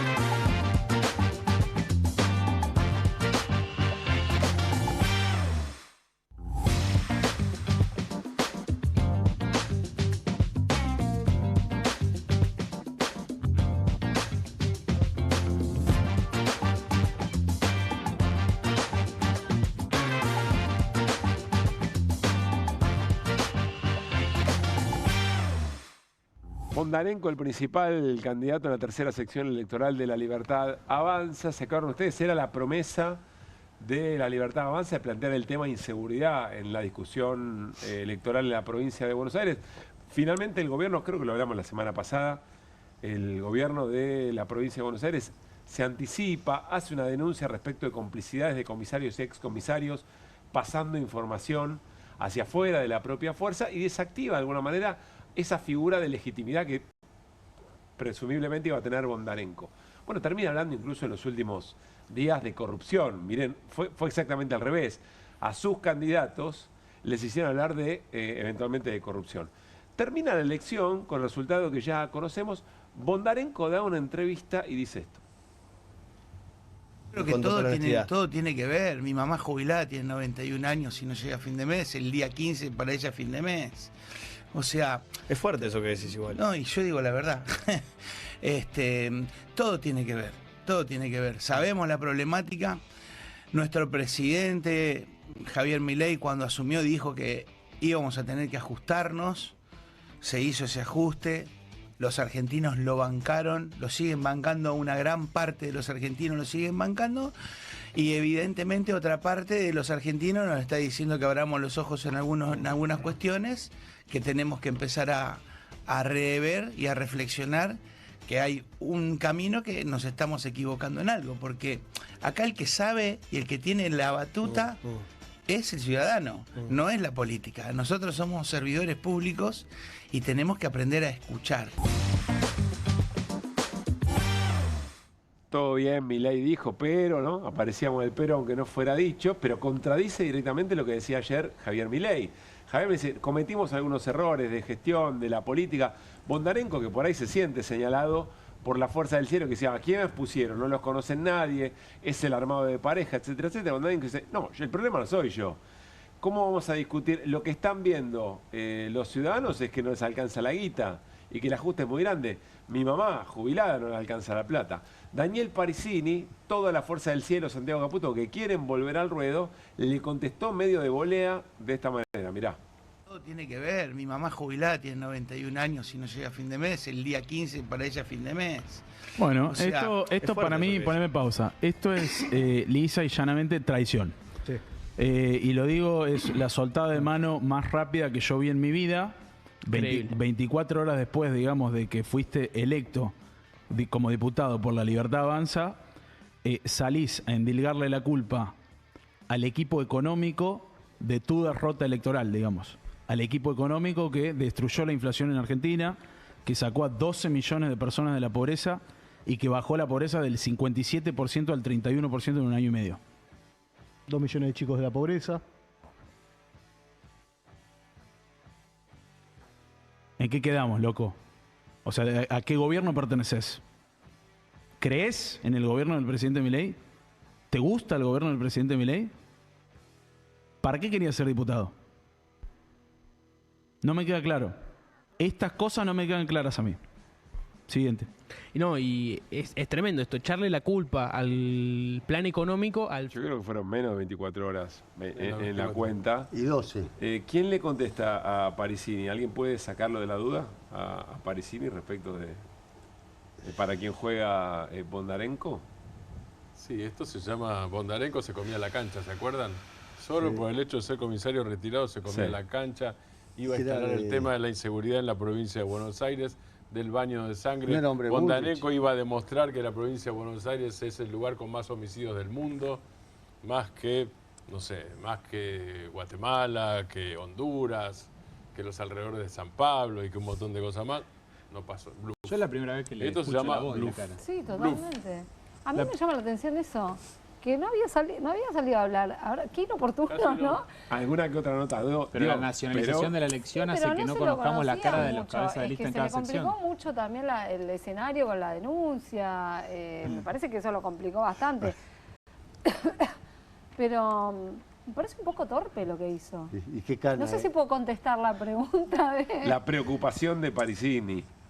Todo. Bondarenko. Bueno, Parisini, perdón, hay que acordarse que Parisini forma parte y es el creador de la Guardia Pretoriana. Él lo dijo, somos la Guardia Pretoriana de Javier Milei. Y lo que vamos a marcar la cancha. Y sigue apostando a eso y sigue con la simbología del Parisini Imperio Romano. Es el que 2 días antes de la elección sale con el tema de juez. Exactamente. Yo le haría muchas preguntas a Parisini sobre cuál fue la intención de ese...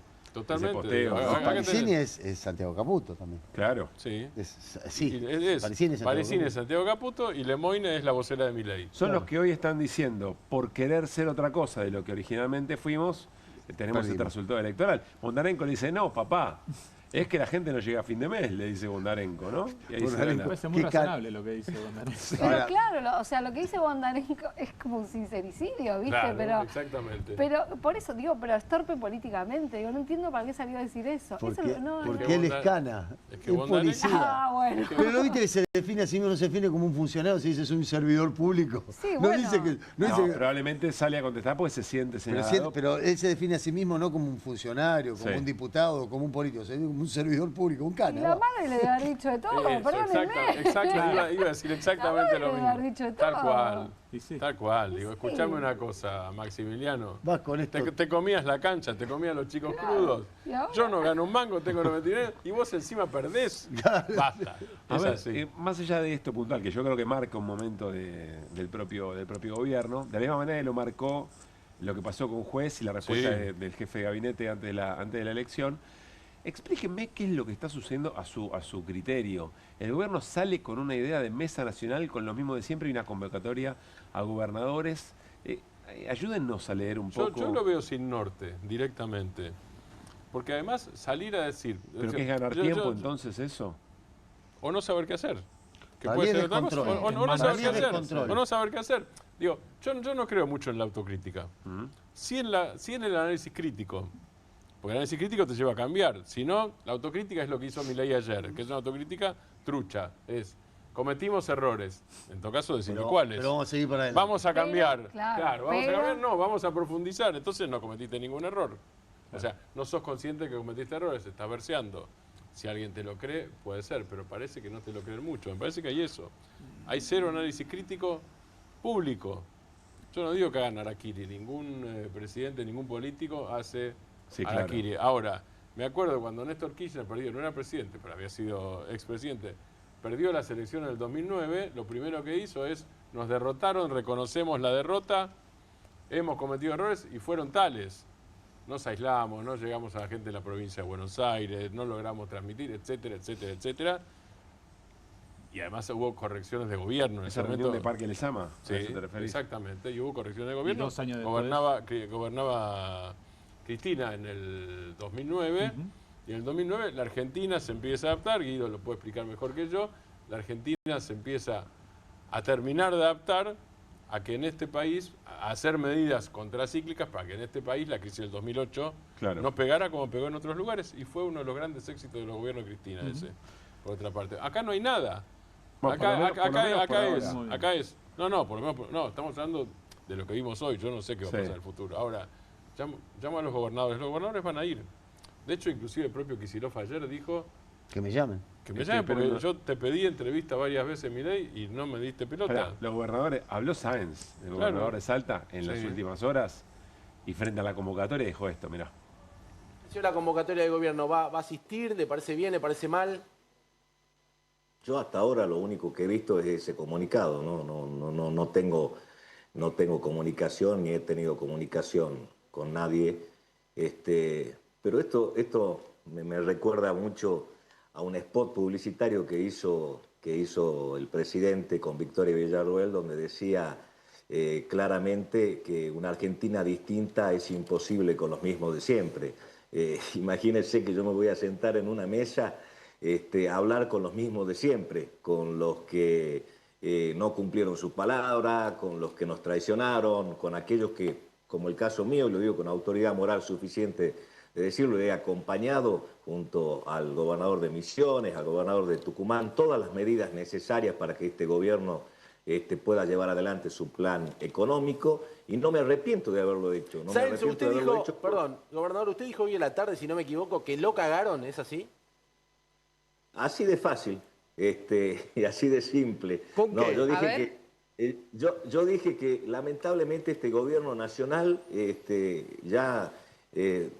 para mí ya no son leones, sino son palomas de iglesia, varios de los que lo conforman, porque lo que han hecho constantemente es cagar a los fieles. Es más de lo mismo, no cambia nada, yo me tengo que sentar a hablar con aquellos que me vinieron mintiendo hace 1 año y medio, que me vinieron engañando, que me subestimaron, que me... Algunos del gobierno les dicen palomas de iglesia porque cagan a los fieles. Dice Sáenz, yo no sé qué va a hacer Sáenz eventualmente, pero parece razonable que frente a una derrota política como la de ayer, los gobernadores o bien se suban muchísimo el precio o tengan algún... Es que eso van a hacer. Van a ir, pero van a subir mucho el precio. O tengan capacidad de decisión. Hay algo que en este programa dijo hace unos meses. No se convertiría, sería otro gobierno, digamos, ¿no? Hay algo que dijo Felipe Solá hace unos meses en este programa, en QR. Dijo, el gobierno obviamente... porque no tenía casi nada, va a aumentar la cantidad de senadores y la cantidad de diputados, dijo Felipe Solá aquí. Sí. Pero va a perder el apoyo de los gobernadores y de los senadores y los diputados que responden a esos gobernadores.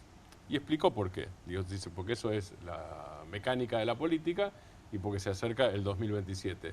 Y porque además, es lo mismo que decía Sáenz, porque además sienten que les vinieron mintiendo. Ahora, bueno... Una cosa es sentir que te vinieron mintiendo y no tener fuerza para responder, y otra cuando ves al gobierno débil. El gobierno tiene el boleto picado. Lo dijo Mayans el otro día. Sáenz no va a decir lo mismo que José Mayans, el presidente del bloque de Unión por la Patria, obviamente, pero lo dijo claramente. Dijo, este presidente, no solo dijo este gobierno, la frase fue, y nosotros la replicamos el otro día aquí, dijo, este presidente está terminado. Bueno, lo cual no quiere decir que no llegue hasta el 2027. Son dos cosas distintas. No, es que está agotado y hasta ahora parece ser así. Tal cual lo que mostró hasta acá, digamos. Tal cual el modo de gobernar. Sí, por supuesto.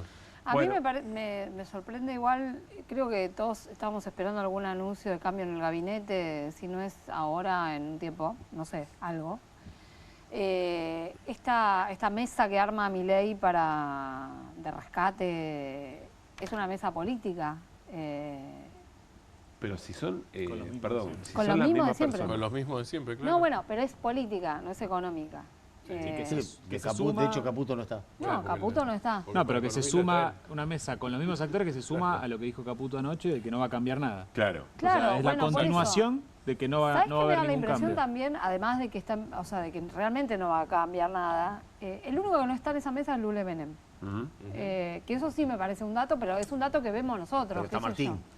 Pero está bueno, sí, por eso. Pues sí, el Lule Menem puede llegar a ser fusible eventualmente. Y para mí algo dice que Sí, no esté es en probable. esa mesa, sí, por ahí se lo están guardando. Pero también me parece que la escena Eso no va a habla calmar, de... al mercado no lo calma eso.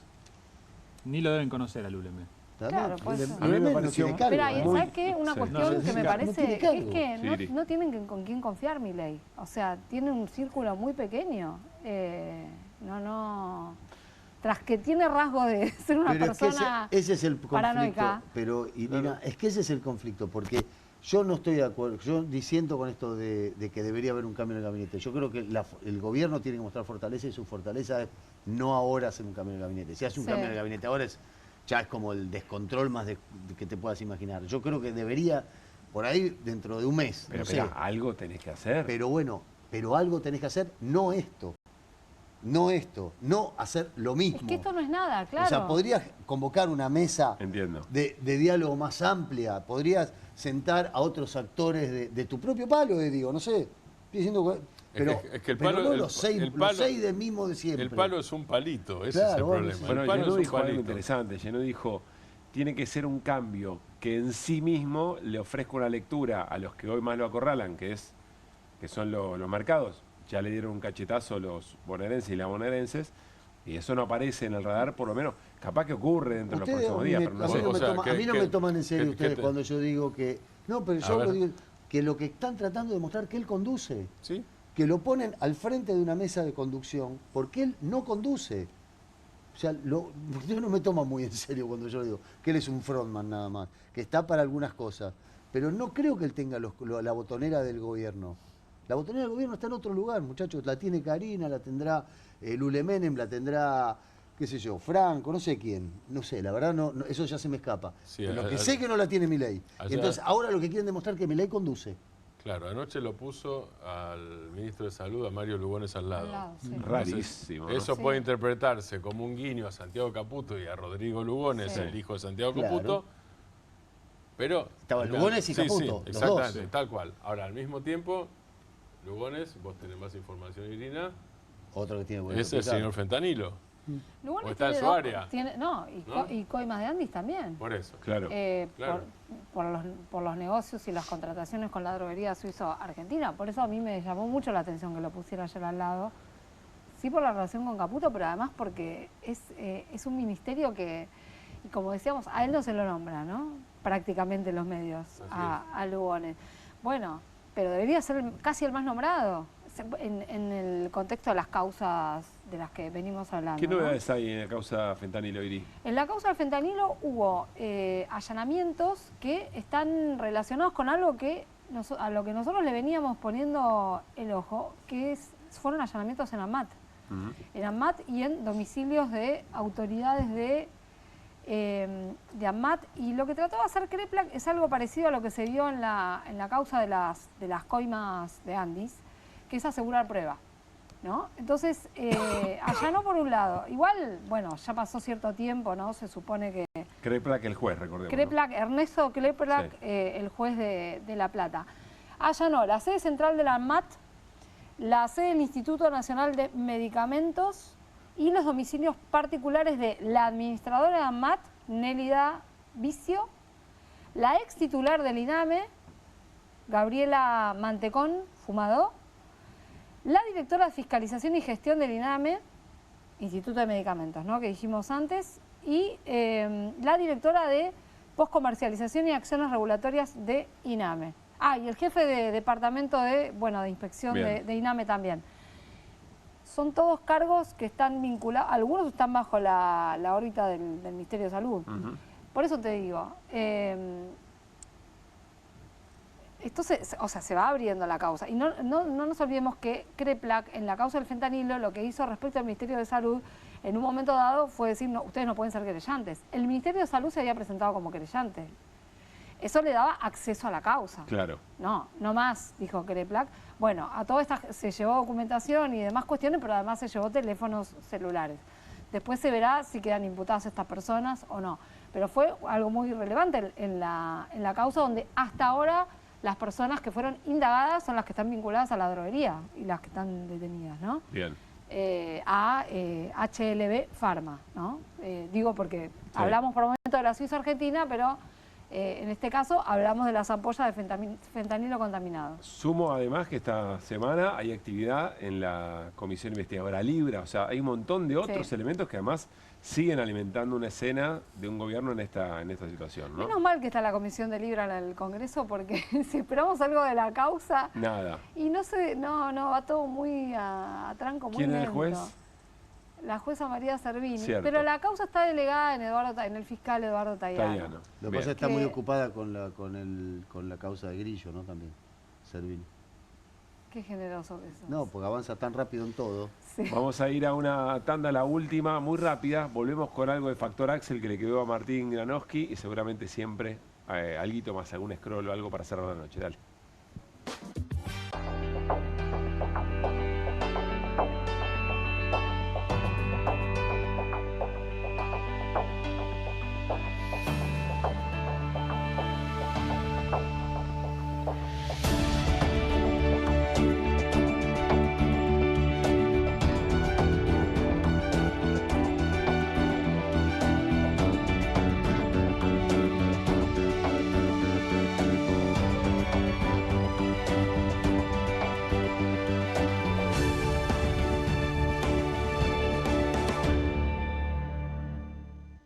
En Pilar, contamos con Mimuni, nuestra herramienta digital de atención ciudadana para solicitar turnos, realizar trámites y gestionar reclamos de manera ágil y cercana. Descárgate la app o chatea con nosotros por WhatsApp a través de 11 52 38 68 64, las 24 horas del día. También podés acercarte a cualquiera de nuestros puntos Muni de lunes a viernes de 8 a 18 horas y los sábados de 9 a 15 horas. En Pilar, seguimos acercando el Estado a todos y todas las pilarenses. Pilar presente con futuro.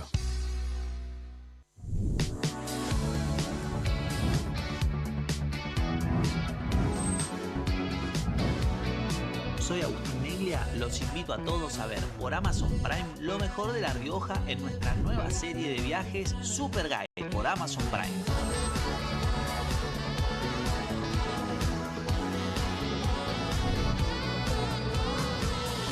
Una excursión increíble en La Rioja, ojalá que puedan venir algún día porque es una experiencia inigualable.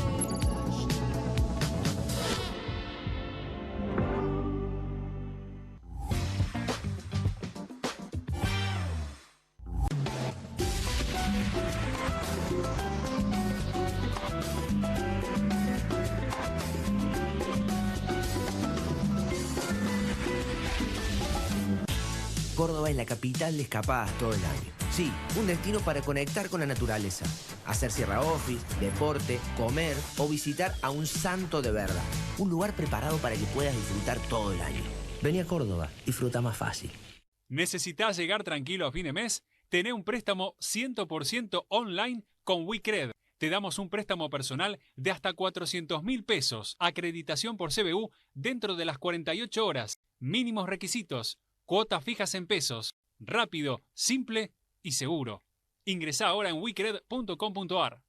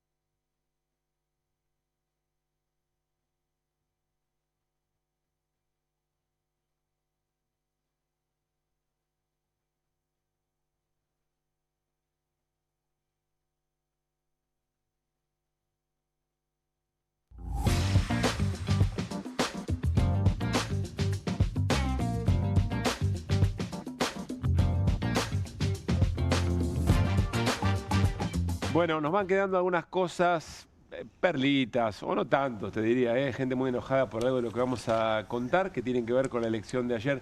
Arranquemos, Martín, con cómo le fue a Esper en su propia tierra. Un triunfo tras otro. Muy bien. No para de ganar. Está buscando otra moto, Esper.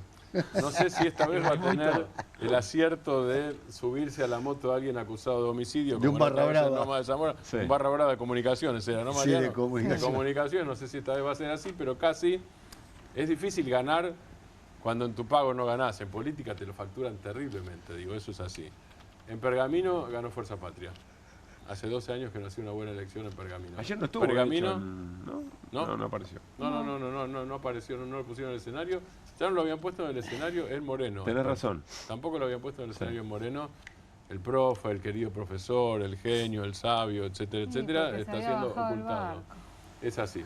Bien, en Pergamino perdió. Pergamino es su pago chico, él es de Pergamino, va a ser candidato a diputado nacional por la provincia de Buenos Aires el 26 de octubre. El primer candidato. Primer candidato, claro. Sí, no estamos hablando del número 15, a ver si entra o no entra el número 12, 13, 14, 15, 16, que es la zona dificultosa o nublada, digo, para saber si entras o no. Primero entras, o sea, podría decir, el futuro diputado renovando, no diputado eso, nacional, va a ser la cara o una de las caras una de las cabezas de la campaña, digamos, salvo que Milei elija de nuevo ser cabeza de la campaña, que puede ser probable, yo no sé, es probable, pero bueno, ahí va a estar. Falta ahí vas a tener tiempo, Martín. Tayana, digo, si vamos a los primeros, Tayana, si le ponemos caras, puede haber más caras. Kicillof ya dijo que va a hacer campaña, supongamos que Milei también hace, pero las dos caras como candidatura son Tayana, Espert. Y la motito con un homicida, más haber perdido su pago chico y varias otras cosas más. Más ser bancado por el narcotráfico. La foto con Español, la relación con Fred Machado, digo, son unas cuantas cosas para Esper para una campaña muy Cuando pesada. ayer Milei... Los norteamericanos hablan de liability. Cuando vos vas a ser candidato en Estados Unidos, hay un tipo que te pregunta, que te toma una especie de examen. Sí, claro. Y te dice, decime vos primero, este tipo tiene un file. ¿Qué es lo que tenés? ¿Qué te pueden ensuciar? ¿Qué cagadas hiciste? ¿Con qué te pueden ensuciar en tu vida? Pero cualquier tipo de cosa, no solamente robar. Al tipo no le puedes mentir porque, nada, es para ver si sos pues candidato que te va a cuidar. Y te va a cuidar. Bueno, Esper tendría problemitas en ese caso. Cuando ayer Milei estaba muy enojado y decía hay cosas que hicimos mal, desde ya, y está claro, no se refería a su propio modelo económico, hay quien dice que incluye en ese enojo, en esa queja, problemas serios de fiscalización. Durante la elección se empezaron a escuchar algunas quejas sobre que faltaban muchos fiscales o que no se estaba haciendo el trabajo como correspondía. Me resulta difícil pensar que la diferencia o que el resultado hubiera variado mucho, pero sin embargo hay mucha bronca porque andan diciendo cada vez más fiscales de la Libertad Avanza que no llegó el dinero que se les había prometido. Se habla de 40.000 pesos por fiscalización. Que hay dos yo problemas, tengo 30, ¿no? Pero puede ser 40 también. Bueno, que hay dos tengo caso de 30. ¿Cuáles son los dos problemas? Y que la fiscalización de mesa normalmente son militantes, no son tipos que se les paga. ¿Y el segundo problema? Suficientes. Bueno, está bien. Es que ahí está, no consiguieron suficientes. ¿Y el segundo problema? Y el segundo problema es que no llegó la plata. ¿Quién se quedó con la plata? Claro. Bueno, Mirá. hay bronca. Hay mucha bronca. Sí, yo tengo no 40, dato, pero... puede ser en algunos lugares, evidentemente, pagaron 40, a mí me consta en Loma de Zamora, por ejemplo, eran 30. Bueno, ¿viste cómo es el...? Sí. ¿Viste cómo son cada municipio? Sí, por Loma de Zamora tiraron piedra por eso. Sí. Bueno, me parece que se nos va a borrar un poco la sonrisa con lo que vamos a ver a continuación. Tiene que ver con Antonio Laje y algunas definiciones. Muy enojado estaba Antonio Laje por el resultado electoral y se le ocurrió expresarlo de la siguiente manera. 99 intendentes son los que ganaron en total. A mí me parece patético esto, pero está bien en lo que se votó, pero me parece patético. Sí. Sobre todo en una provincia que está estallada. Pero viste, cuando yo decía la semana que viene, vamos a ver, vamos a esperar.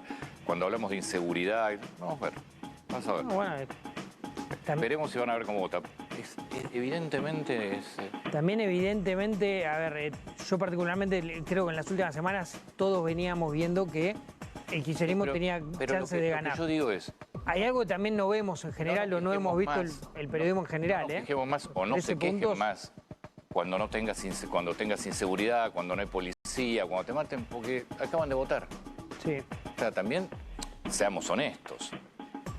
Era la elección bonaerense, era la elección para mandarle un mensaje al gobernador que estás haciendo una gestión espantosa. Le mandaron un mensaje que estás haciendo una gestión bárbara. Y si vos no querías a Milei, podías votar un montón de otras opciones, digamos. El mensaje fue, entonces, ni una queja más de la inseguridad, de las escuelas, de la falta de infraestructura.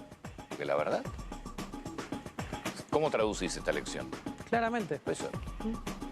Es patético, como resultado de la Argentina es patético, porque si se sigue eligiendo lo mismo que viene destruyendo a la provincia de Buenos Aires hace 40 años, y es patético. Pero bueno, es lo que se votó. ¿Dónde empezar, no? Habrá pisado la provincia de Buenos Aires este tipo, ¿no? Bueno, él es piloto. Claro, es uno de los que la ven de arriba. Es uno de los que la ve de arriba. Sí. Pero digo, hay aparte del tema de seguridad, toca el tema de las escuelas. Una de las cosas por las que supongo yo que se votó, pero por lo menos sé que están valoradas, digo, cuando entras a una escuela en la provincia de Buenos Aires, están o son nuevas o son refaccionadas. La gente no es estúpida.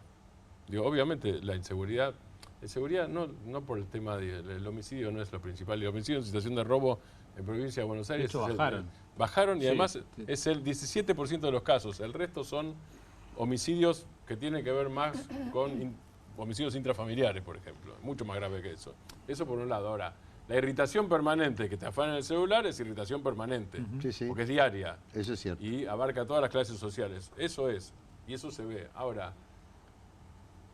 no es que nadie se da cuenta cuando un pibe va a la escuela, porque son primeros votantes, o cuando padre o madre va a una escuela y dicen, esta era una posilga y ahora es algo decente. Y déjame que agregue algo más. Eso existe, eso es vida cotidiana. Mariano. Y déjame que agregue algo más. Le quitaron el incentivo docente a la provincia de Buenos Aires, se aumentaron los salarios de los maestros, no hay un puto paro, que eso hace que los pibes vayan a la escuela, y bajaron, entonces los padres no tienen que resolver esta cuestión de dónde pongo a los pibes. Y recortaron asistencia alimentaria. Por eso digo. La provincia de Buenos Aires es la única, una de las pocas que siguió aumentando la cantidad de horas, la jornada extendida en las escuelas. Sí, tampoco es una situación ideal, ni mucho menos, ni de la educación, ni de la seguridad en la provincia de Buenos Aires. Pero acá hay, como decía Martín, me parece una subestimación muy fuerte respecto de los y las bonaerenses que tomaron una decisión evidentemente que al AGE no le gusta, pero además son los que señalaban, ¿se acuerdan, no? Permanentemente el periodismo militante. Ellos tienen la vara de lo que significa hacer buen periodismo y la ética periodística. En el momento en que se le da un resultado como su propia subjetividad lo quiere, pierden todos los estribos y le dicen, si los matan después no se vengan a quejar. A mí eso es lo que más me sorprende. Y no es muy distinto a esto que también llamó mucho la atención, que es el posteo que hizo Miguel Bogiano, uno de los, creo que es uno de los asesores o el jefe de asesores economistas. No hay caso, la gente de La Matanza va a cagar en un tacho y caminar en calle Barro. No es lo mismo, no es muy distinto a lo que dijo Laje de esto. Después Bogiano creo que borró el posteo, pidió disculpas. No sé si Laje efectivamente lo va a hacer, pero esa vara con la que miden, ¿no? Con la que tienen la manera de pontificar qué es periodismo y qué no, después cuando pierden los estribos de esta manera y agreden a la gente que pretenden representar, cuyos intereses pretenden representar en el momento, o por lo menos interpelar en el momento que salen al aire. No, aparte hace ¿no? mucho ruido que bueno, que te jactes de ser gran periodista y ofrezcas información que no es verídica, porque una de las cosas que dice el AGE es que hace él es atribuirle los problemas con la obra pública a Axel Kicillof. Y la verdad es que la mayor parte de las obras públicas cortadas en la provincia de Buenos Aires la cortó el gobierno nacional. No la cortó el gobernador Kicillof. Yo insisto. Te doy ese ejemplo para darte uno. Hay policía en la calle, hay patrulleros, se reforzó un montón. Tenés eso y todas las cosas que queramos discutir en términos informativos. Ahora, cuando hay algo que no te gusta, decís, si te matan no te vengas a... El desprecio por la gente que implica eso. Yo creo que mañana se va a arrepentir. No sé, tampoco hay gente que tampoco paga mucho costo eventualmente. Bueno, nos estamos despidiendo y lo hacemos como siempre con algún escroleo antes de cerrar el programa. A ver con qué nos sorprende hoy la producción. No, esto es extraordinario. Para mí, ya cierren todo. Competencia de posteos en X, entreguen el premio. Ya está. No sé si hay que explicarlo. Allá arriba no es un 11. No es un 11, es pi. Claro. Lo que aparece en el único carácter. ¿Qué es pi? 3,14. No hay que explicar mucho más. 3,1416. Estudiamos. No me termina de gustar la caracterización que suele hacerse Bullrich en ese sentido, pero la creatividad popular no descansa y me parece una genialidad. ¿Qué más? De salón, a ver por qué. Es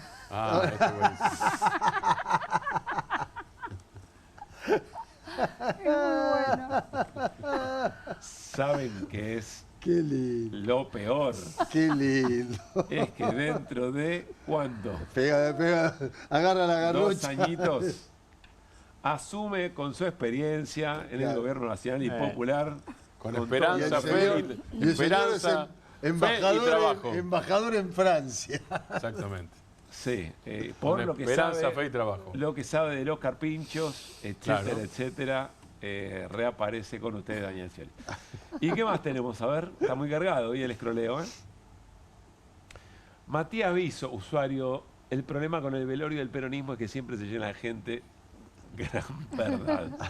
También, ¿no? ¿Cuántas veces han dado por muerto al peronismo? Lo cual no quiere decir que no tenga cosas para resolver. Todas las veces que dieron muerto al peronismo, el peronismo les respondió de alguna manera. Creo que Feynman dijo, ¿no? Querían poner el último clavo al kirchnerismo y el muerto se está levantando, dijo algo por el estilo.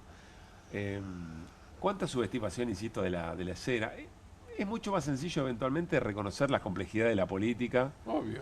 Además, con esto no queremos decir que en el peronismo está todo bien. No queremos decir que en la provincia de Buenos Aires está todo bien. Claro, nadie está diciendo eso, ¿eh? Claro. El peronismo se encarga todo el tiempo de decir que no está todo bien. Claro. Nosotros mismos. No lo necesita a nosotros, eventualmente, para eso. Yo soy peronista, así que lo puedo decir. Si uno está en este oficio hay que ser riguroso. Te puedes pensar lo que quieras, pero un poco. Ser riguroso. Sí. Ser riguroso. Nos vamos, nos reencontramos mañana. ¿Tenemos uno más? Ahora venía cargado en serio. A ver, ¿qué más? Claro. Alcanzó con Omorgentum. Votó 16 veces, Franchella. Bueno, no sé si tenemos a mano el posteo de Alfredo Serrano Mansilla. Sí, básicamente es un bodriazo. Porque sí, tenemos un tape, lo vamos a compartir mañana seguramente. Pero Alfredo enumera conclusiones muy al hueso de la elección, pero creo que es la postdata que hace una referencia que me parece muy interesante. Nos avisan cuando... Entre otras cosas dice, bueno, el cualquier cosismo, ¿se acuerdan que el año pasado hablamos de cualquier cosa todo el tiempo? Creo que era una de las portadas de QR del año pasado. Dice algo así como, bueno, eso para el corto plazo, el impacto emocional puede funcionar, pero no es una construcción de largo plazo de ninguna manera, entre muchas otras cosas. Pero miren, el posteo es largo, pero miren el postdata, o la postdata. Argentina no es el país que dibuja la película Homo Argentum, dice Alfredo Serrano Mansilla, que insisto, les recomendamos ese posteo porque tiene un muy buen resumen, muy al hueso, y mañana seguramente vamos a escucharlo reflexionar aquí en QR. Bueno, nos vamos. Irina Hauser, muy buenas noches. Buenas noches. Chao, Martín. Abrazo, Mariano. Chao, Pablito. ¿Quién te regaló ese suéter? Qué sé yo, lo tengo hace como 25 años. Se nota. Pero es muy amoroso. Lo viejo funciona. Muy amoroso. Pará. Lo viejo funciona. ¿Qué me querés decir? Lo viejo funciona. No. Pero ¿a vos quién te regaló ese saco? Que te queda dos números más chicos. Nadie. Te queda dos números más chicos. No me lo regaló nadie, pero me lo... Te empiezo a criticar yo a vos también. Pero me lo presta. No, pero me encanta. Trae... es empático. Da ganas de ¿no? ¿Querés abrazarme? Abrácense. Dale, abrácense. Ahí está, muy bien. Espectacular. Ya para dormir un ratito.